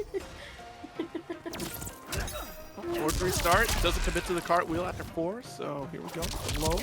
Ooh, another overhead. And into the 4-4. It's gonna be a full launch. Like we've mentioned before, this is a perfect example of how like Young Chiquelo and Turkey have been playing each other using like the electric cells. But this is like really the first round that I've seen where we've actually saw full-on launching combos that like have opened Turkey up. Yeah. Fight. It's been so frequently just the electric cell, just going for block strings, going for the chip out damage. Now, Young Chiquelo is going for some of the bigger risks with high starters. Nice. And now it's Turkey's turn. Cheers. Oh no! Oh no! You already spent the meter, so you already got the bounce. It's not gonna happen twice. No way. Yes No way. I can't believe that only hit twice. There's more hits than that. It wasn't fast enough. I guess not.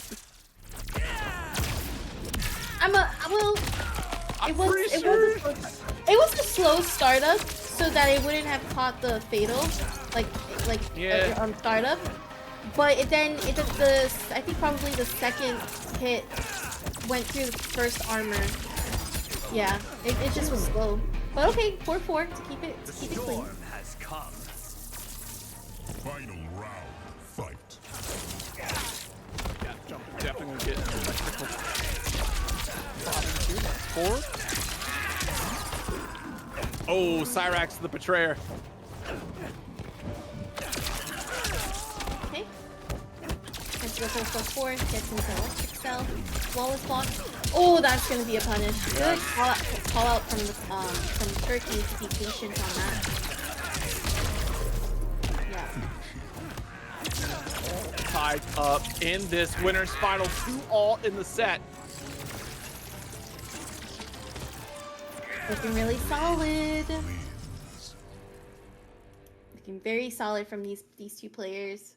It's just such an explosive back and forth too, because again, they both know exactly what they're looking for. They both know the potential of what's going to happen. Again, like I said earlier, in a Raiden mirror, we know what we're getting into here, and it's just going to be that tug of war of who's going to get smoked first. Raiden.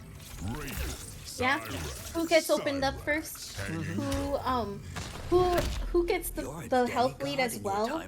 Because it has been a defensive battle where, oh, I flawless block this, I don't lose this much chip damage. Oh, I've done this electric cell, you're not flawless blocking, you're now in that health deficit.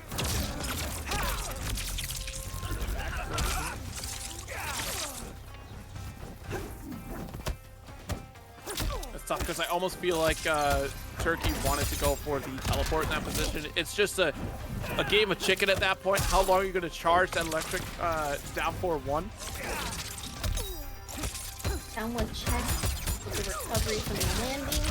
But we do get an opening. It's going to actually link and use the breaker. Just like, losing all of that health. I love how both of them kind of walking back too. That's another thing. The character has always been known to be like the walk back king, but now with how this game is being played, okay, ooh, that would have been dangerous. That would have been super dangerous. I can't believe Raiden said coochie coochie coo and it whipped. Let me tickle you. No, I'm good. All right, nice. Should have, yes, the electric fly to carry to the corner. You called it out, but wasn't ready for the block there. I like the backdash. Needs one more touch to take the round. You can just chip the Quavo! Okay. Actually, no. Because there's been moments where I've done down ones and it doesn't chip out. You could afford to. That would have been better. Yeah. That would have been 100% better. There we go. 4-2. Just didn't want to commit though. A little bit too high. Nice. Back to overhead. Unfortunately, sweeps are not going to save you from the electric fly. Projectile goes out. And charge up 3. Oh. I like that. It was kind of a way to like, hey Turkey, try to get into the zoning works. Psych! Let me go ahead and dive on you. There's the punish here. Nice. 4-4-3. Could have done a bit more damage if we routed the 4-3 into down 4-2. But this is good enough as it is. The fatality. Young Chiquelo advancing to grand finals. I think I know why. Because Turkey had their meter very close. So if they had done that optimal, well, I wouldn't say like optimal, but optimal in damage. If they had done that, then that would have led to the meter being brought back faster. And trying to control the neutral, which is a necessity for Smoke to be really successful in any matchup. Having Kung Lao assist in your back pocket is going to be just as important as well. Because of this very reason here, you kind of deter the Mileena ball opportunity with those setups here, but now you have to worry about teleports from Mileena and the high opportunities you can interrupt. Indeed. Now we do know that Hourglass has been really good on the up blocks as well from the last match, but we also have seen that Kung Lao has been just very good on setting up unsafe movements. Jumps out, does get hit by the Kung Lao, but is already too far. We do see that teleport, and we get the hit confirm as well. Yep. Yep, has to hold the hat, unfortunately. Yeah, that's going to be a block. We were so lucky that wasn't a block. Voice the Lao hat. Ooh. Tries to go under the smoke after jumping, but the Kung Lao hat's not going to stop JustNasty there. Nice, good usage. Like we mentioned before, that's an assist that is pretty much sets you as invincible and gives, I wouldn't say armor, but rather takes the hit for you while still launching your opponent as a reversal option. Low hat. Oh, yeah, immediate break. Let's get out of here. Got hit by ball roll. We are 100% out. Nice. Actually gonna put Kung Lao in cooldown. And this would be good damage as well. 33%. Hat for hat. My hat is sharper than yours. The cartwheel interrupting the scope as well. Cut all the Hourglass needs. Stand block there. Nice down one interrupt. This will be a full extension with the cancel off its Vapor. You literally have 0.1 health left. JustNasty has to live to their namesake to take the victory, and it's not going to happen. Finish him. Very nice. A good reaction from Hourglass. Would have been really scary though. Like I've mentioned before, this game feels like comebacks are very possible, not because of comeback mechanics, but just simply because these characters' tools and the output damage makes it very scary. Yeah, absolutely. And the way that JustNasty can control the corner presence with Smoke makes it all the more possible for that comeback to happen. But I've not seen, it's so difficult to try to navigate the space against Mileena, against the way that Hourglass has been playing. It's a tall order. Like, you have to activate Ultra Instinct, show me that the hair on Smoke is not just for show. It's not just for show. It's looking pretty. More than being pretty. I mean, that's for show then, right? Like, that's... You know, sometimes when you're playing against Smoke, you just look into his eyes and you're like, oh, you're gorgeous. And then you just eat like 33%. Is that why my mix works with smoke sometimes? That's Maybe, you never know. That's what happens with me and Anji and Strive, so. I see. Wow, teleport? That's possible. Yeah, down back 2 with armor to boot. Oh, big punish opportunity. Yeah, should be able to. I missed it. Yeah, should be killing. No? Ooh. I think that Ender just didn't have enough. No. Oh! Yeah. That's not good. Okay. Good interrupt on the Vapor. Brings out the Kung Lao hat. Has to be careful. Oh, that's reach. Yeah. I wonder if that was an input error. I feel like that might have been an input error. The other thing of it too is that if JustNasty had done the down back 4 out of the sky, he would have gotten the pickup after and would have killed that last sequence. Still, getting the round even after the fatal blow attempt. Good on JustNasty to survive it. A little bit of a projectile war going on right now, especially with the Kung Lao hat. That is not a punish, but still great response to be able to launch and also take the corner. Oh, goes for the invisibility reason. We were ducking the whole time. We were ducking the whole time. That was dirty. I thought maybe it was like actually spaced out, but no, that looks like it was the duck. Yo. You could have killed! You could have killed! Oh, you still got it. Okay, alright. Even if me, it's a down 4-1. Okay, how much damage it actually does. I'm sorry. Don't worry, he's flashy and he's killing. Don't worry. Okay, it's fine. I just, I don't leave it to chance. Okay. I earned those hits of smoke. I'm going through PTSD right now. Okay. Mileena, smoke. You play Raiden. Relax. You're right. That's right. I don't have to worry about this anymore. Oh, look how quick he was like, oh wait, yeah, you're right. I just gotta get one hit, and I just do 40%. I'm good. Double Kung Lao hat, brings out the size on the low. Gonna block. Actually, gonna use ball roll. Sometimes it's okay to take the Kung Lao hat, especially considering that Hourglass has been really the only one that has been converted. There goes that up block. Great punish.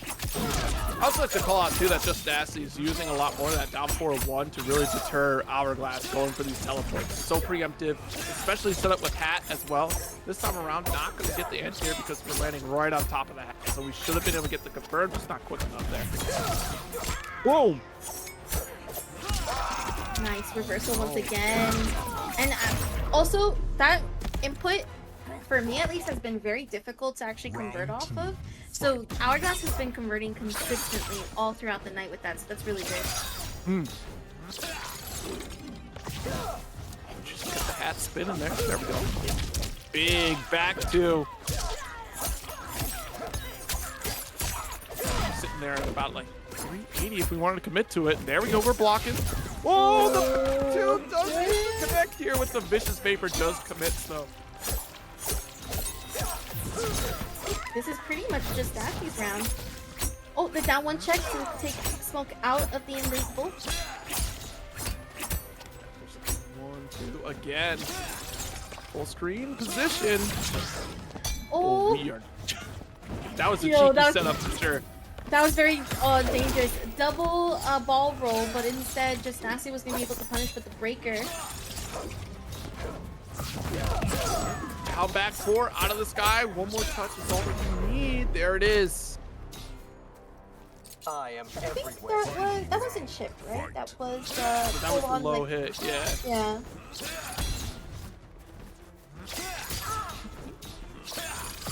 Hourglass trying to close in slowly. Backs away just a little bit for the whiff punish. Yes. Yeah, that far-reaching poke from Mileena is so strong in this matchup. Holding on to the Kung Lao. Tries to do down 1, but was a little bit too late off of the vapors. Once again, there goes the cheeky setup for the teleport. Not going to be able to convert. Does get hit by the overhead though. Oh, goes right to the air combo. Okay. Oh. Goes carry. That's about as much damage as you could have expected out of it too. Nearly 400. Goes through the invis reset. Chipping away. Yeah, if you're gonna respect these strings while Smoke is invisible, keep pressing it. My goodness. Oh my god.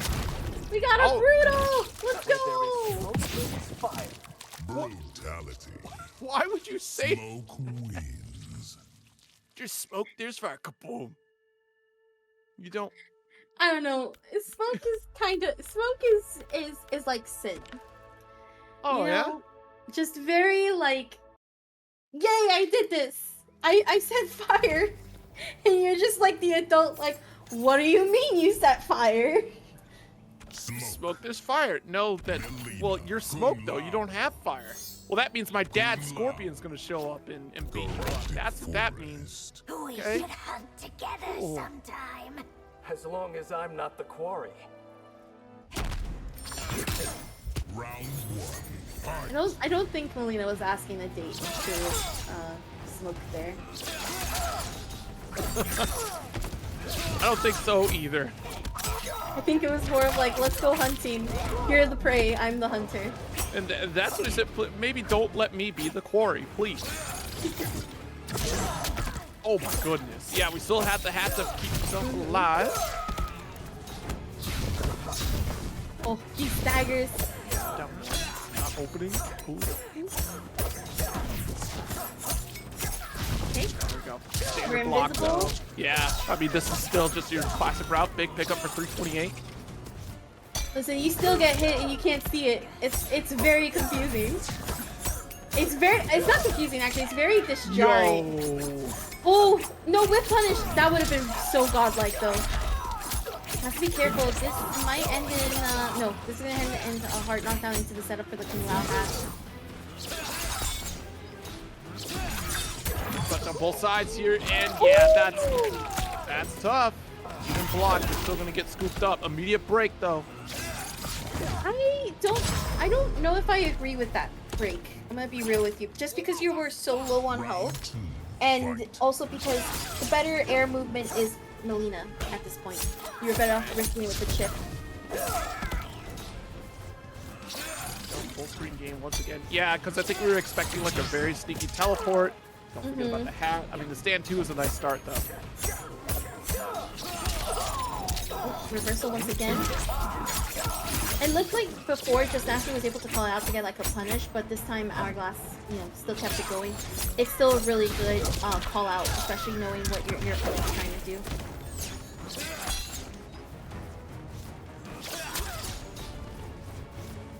JustNasty slowly bringing out these Kung Lao hats, forcing Hourglass to actually jump here. This is gonna hit full invisible.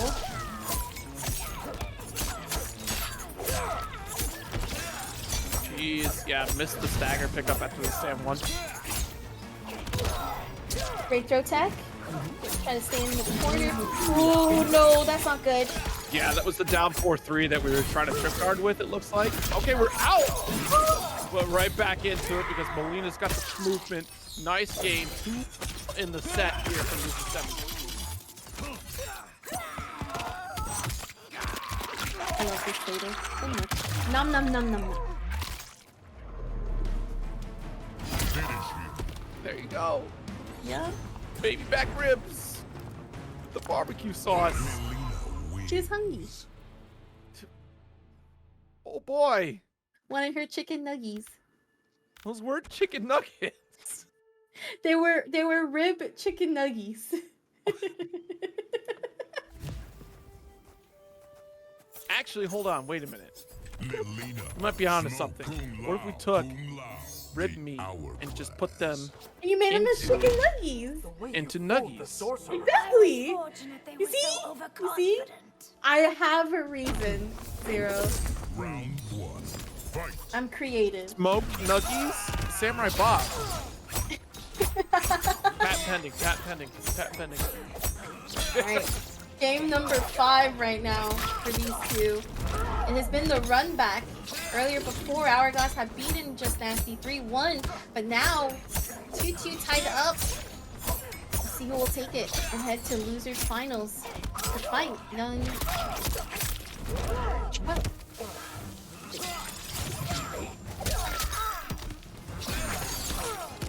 What? Nice low side. Ooh, yeah, just short.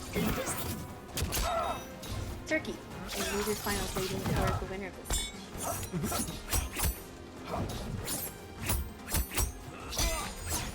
No hat. Oh, that is a whip punish. Yep. This is gonna hurt quite a bit. And it's also a perfect setup for invisible. Oh, the anti-air! Hourglass tried to jump and find something in there.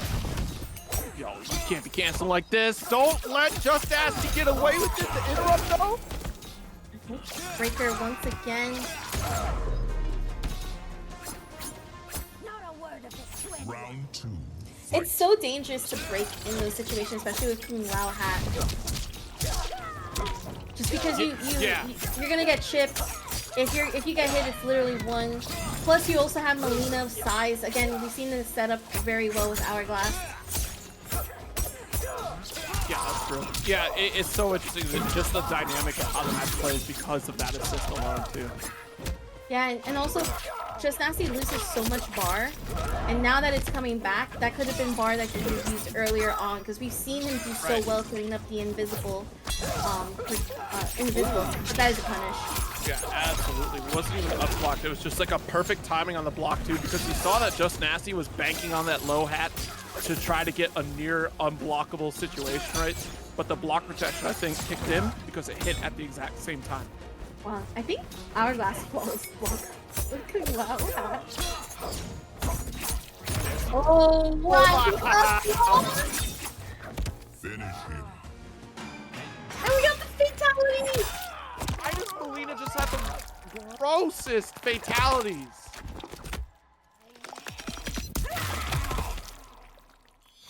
Jeez. Fatality. I low-key wanted her to like put the size and then just chomp. Be like, she did nom that, nom. right? She Well, does that no. in 9 or something? It'd be huge. So few of them, right? Like the last stop being Combo Breaker, a couple of them going Not by Earth realm out of the country as standards. well. Puerto Rico has one at one of the Comic-Con conventions they have in Puerto Rico. CC something. Forgot what it's called, but yeah, definitely lots of opportunity across the globe for these pro competitions here. Great start for this losers finals. A big rip of damage.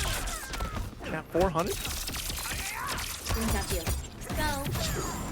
Ooh, that is going to be a punish.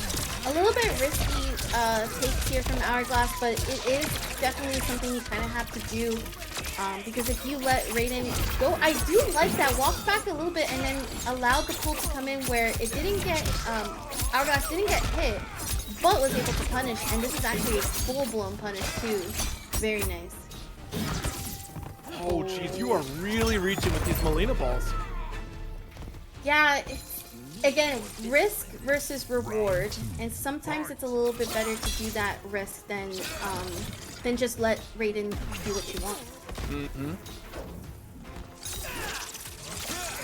Duck, low hat, but still not able to recover in time to avoid the fireball from Raiden here.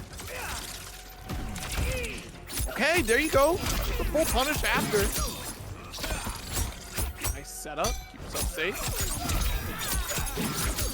Okay, I like this. Setting up the Kung Lao hat once again. Oh, Does get the overhead, and yes, Hourglass now taking the round. Final round. Yeah, needed a down 1 there. It looked like we attempted a down 2. Yeah, and that duck timing is so different now in MK1, it seems like, where you have to wait a little bit longer to duck over highs to make sure that down 2 actually can connect. Brings out the low side out. Oh, great counter hit here from Hourglass. And I love to see that Mileena does quite a bit of damage too, almost evening up the damage that Raiden brings out, so that it really does hurt Turkey when he gets hit. But again, risk versus reward. You have to be a little bit careful with some of the options that you bring out. It's gonna have to break here. I think we're calling the break here, of course, because we know that Raiden can output so much damage. Got pushed back here with the enhanced electric cell. Bring it back in with Cyrax to chip this out. Ooh, a brutal! Woo! I'm the calm before the storm. Brutality. Raiden wins. I have so many questions about that, Brutal. It's like, I guess it's like an electric current, so yeah, makes sense. Turns into electricity to teleport inside somebody's entire being. I am the calm before the storm. Like, well, Mileena. all right, Raiden, man. Cum Lao, Cyrax, That seemed really extreme. That didn't seem calm by I any didn't know stretch of you the would be imagination. fighting like this. Whoop, 0 to 100 immediately. Every advantage. She's cool, calm, and Round 1. Fight. I think you are the storm, Ella. Nice 4-2 whip punish. brings out the vertical Cyrax. 48%, and your health is already at 50. Jesus. It's already halfway there. I mean, honestly, that sucks. Don't No you way. say that sucks to me. 46%, very close. Very, very close. Okay, ball roll coming out. Just gonna Superman out of there. I know you're laughing, Zero. It's okay. It's okay. I'll remember that every time I fight a Raiden. I'm gonna remember that. Great comeback. Still one. Though. Still one. Look at that. I'm glad still in it. Fight. I was gonna say, yeah, Argon's great comeback here. Definitely not letting that damage worry them. Also notice, Argos didn't even use Fatal Blow to make all of that comeback. That has strictly been setups and opening Turkey up consistently.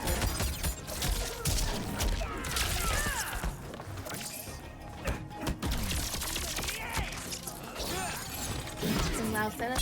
Goes for the ball. Gonna avoid getting punished because of the Kung Lao hat. Jump back three. Ooh, can't escape from the down four though. Keep the pressure with the Cyrax as well. Open up with the 2-4-2. We can end this. Final round. Fight. Got the Kung Lao again. Goes for the low side, but the Cyrax comes out back to that overhead. Definitely catching Hourglass. Block. Go. 4.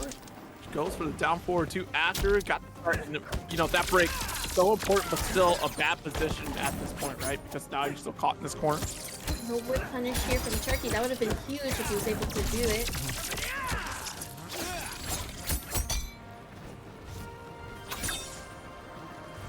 Too far from the low side. Oh no! Opened up a little too soon. Yeah, it's tough because you lose sight of the hat while the opponent is in the air, and you know you're gonna get caught high if you don't stand up in time. Boom. Finish her. Cyrax! Cyrax interrupted the whole combo. It's Yep. like, hey, you called me? I got you. One step away from TurkeySucks running it back in grand finals against Young Chiquela. Looking really good.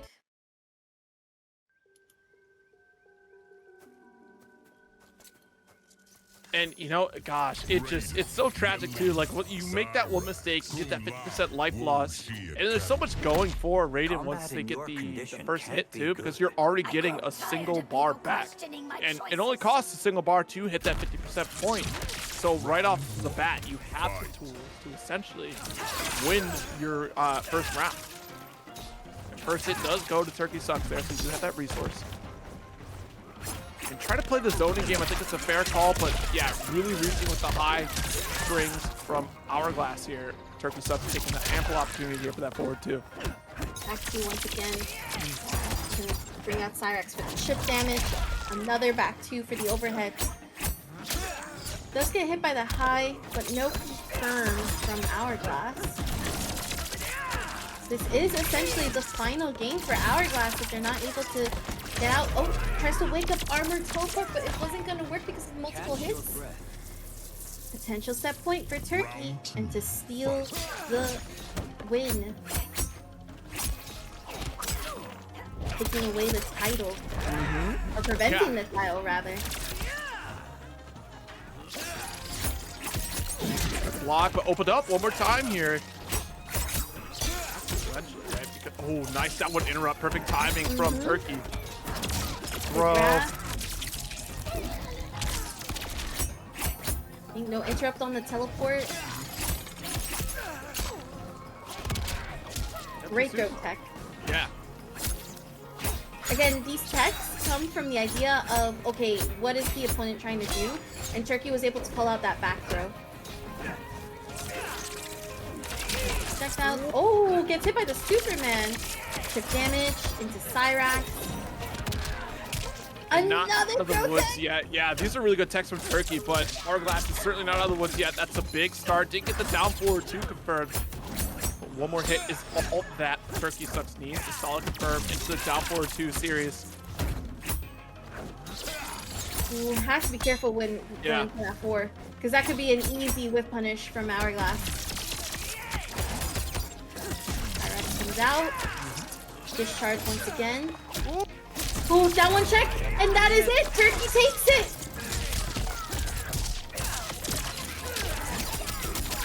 Cool combo too. All right, here we go. TurkeySucks advancing 3-0 over Hourglass of Rain. Last week's champion ending off at 3rd place. And into grand finals we go against Young Chicuelo. That match Have you had Baja Blast here? Of course I've had Baja Blast. I'm sorry, I'm just asking. I don't know if you've tasted the wonderfulness of Baja Blast. Like, I'm That's fair, that's fair. You know what? That I do appreciate that you didn't assume that I'm a connoisseur of Mountain Dew product. Thank you. Exactly. You know? I got you. I got you. And as a reminder as well, many of these players have streamed their runs. So definitely be sure to check them out. They've been working really hard and definitely putting on a show for all of us. Yes, indeed. Ooh, sneaking in a throw. Okay. Quello. They go for the 4-4 strings once again to the electric cell. That's been. Ooh! That was a down 2. That was like a yoo-hoo! Trying to capture something there, but Quello's playing very cautiously. No. First up, nice walk up back 2 for the overhead. And there is no escape. We go for the down back. Formidable challenge. I do like that there's like an attempt to do a stand 1, if I'm not mistaken. That was to really just bait out a button from Turkey so that it didn't go into a chip situation, which is a full-on damage. This is full damage though for Turkey. Got the electric cell. Yeah.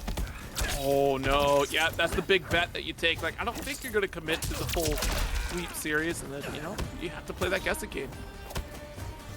Let's jump 2. Trying to go for a shimmy, but honestly, TurkeySucks is not gonna budge. There we go. But it is opened up though by Chicuelo. Ooh, that's scary. Yup, there's that anti-air launcher. Wasn't gonna be able to do any launching though. Didn't want to spend the meter there, unfortunately, because that could have been a grip of damage. Not quite the 40 that we're used to. Nice down 1 threat, though. Was able to fall as well. But all of that chip. Down 1 check. Into the back 2. And Chicuelo's already 1 up on the board in this grand finals. So, for those of you who are unaware, this is a rematch from winners finals. Turkey did go down to Chicuelo earlier, before heading down to the loser's side. And that was a bit, I believe that was a game 5 match if I'm not mistaken. And it was very back and forth, basically coming down to electric cells and that 1 or 2 openings that you really need with Raiden. Yeah, it did end up being 3-2 was the final score, and it turned the tide really when Young Chicuelo really started getting aggressive against Turkey. We saw a lot more forward 3. We saw a lot more pressing with forward 2 as well. So there was a whole series of time where it was just back and forth. But yeah, the aggression from Young Chicuelo really turned it around. TurkeySucks being passive here. It's definitely notes from how they played in the last set, and Chicuelo is already advancing with that forward 4. Cyrax comes out a little bit later, down 1 check. Goes for the 4-4. Not gonna be able to get any launcher. Was just pushed too far back after that hit. Ooh, no whiff punish. Although it is the electric cell, that does allow Turkey to get out of the corner. That is gonna be a full punish. Was probably gonna try to go for using that move to catch buttons from Turkey. Full charge here. We can just play the chip out game if we want to keep charging, but you have to worry about the, there it is, the armored electric fly. It's going to try to get into the fireball war and blocking the point blank electric fly. Great call from young Chiquelo to finish it out. Fight. And no whiff punish from Chiquelo. Sometimes it can be a little bit scary to whiff punish because you think, oh, my move's going to come out fast enough, and then it doesn't come out fast enough. I've definitely been there. Yeah, hesitation can kill any momentum from anybody in any fighting game, right? Like, especially in something that has like quick decision making, especially in micro moments like MK1 has in spades, like with micro ducking. Full screen stance here. Either something went down or we just ain't zoning. Like, That was a bit strange. yeah, we just okay. Okay. It might, you know what it could have been? It might have been a controller disconnect. That might have been what happened here. Just a mental breakdown, and Turkey's like, I ain't even moving. I'm not gonna take advantage of that. Okay. Cyrax coming through. Overhead once again from the back too. Nope. Actually jumping out, narrowly avoiding the anti-air launcher. Yo, the what? I think that was supposed to be. I hope that was supposed to be teleport. Because what happened to Quelo? That okay. If that's not a controller issue, then Chiquelo is playing with their food. Yeah, and we've not seen Quelo do that at all, so I'd be shocked. All right, there we go. Electric fly with armor, and that is another game 2-0 lead for Chiquelo. That is definitely a taunt. Oh, and Chiquelo means it. Chiquelo definitely just meant it. I mean, honestly, that's a strong message to send. Chiquelo was at a life deficit full screen and waiting for Turkey to make a move. Turkey, you know, playing as someone with a life lead and zoning tools should, not budging. Like, hey, I got all the time in the world. And still, Chiquelo was able to turn that around. Jeez Louise. Wow. I'm actually a little surprised because I've never seen Chiquelo so confident. Raiden, Times out here. Let's go. All right, so 2-0 lead. Young Chiquelo calling it like Babe Ruth. About to go for the home run. Has been coming down to these last few matches.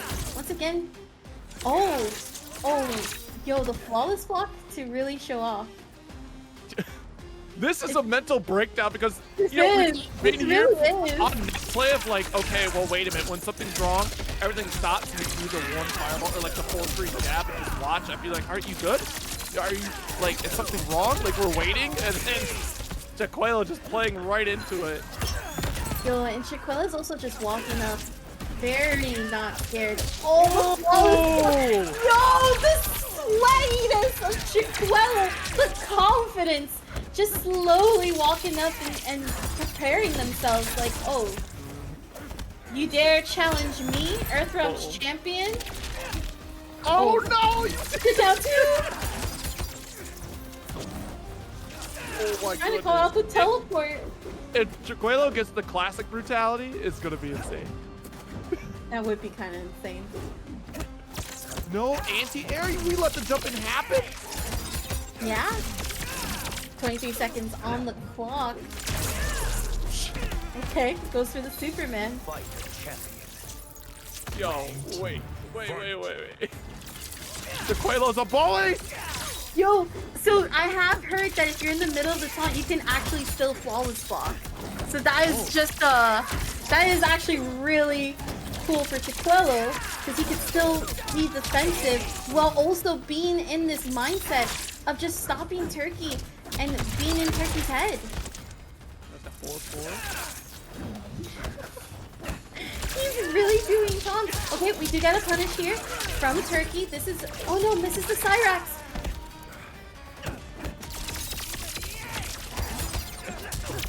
Here goes the back two overhead. Turkey not really having a lot of meter. Chiquelo can actually play pretty safe here. Has all the meter in case gets opened up. Oh, nice pickup. Let go of block too early. I have to imagine Turkey's going for these flawless block opportunities, but the explosion can send it with additional meter. You're done. Your champion tonight with the brutality. Young Chiquelo 3-0 victory over TurkeySucks here at TNS Mortal Kombat 1 number 5. A Raiden mirror.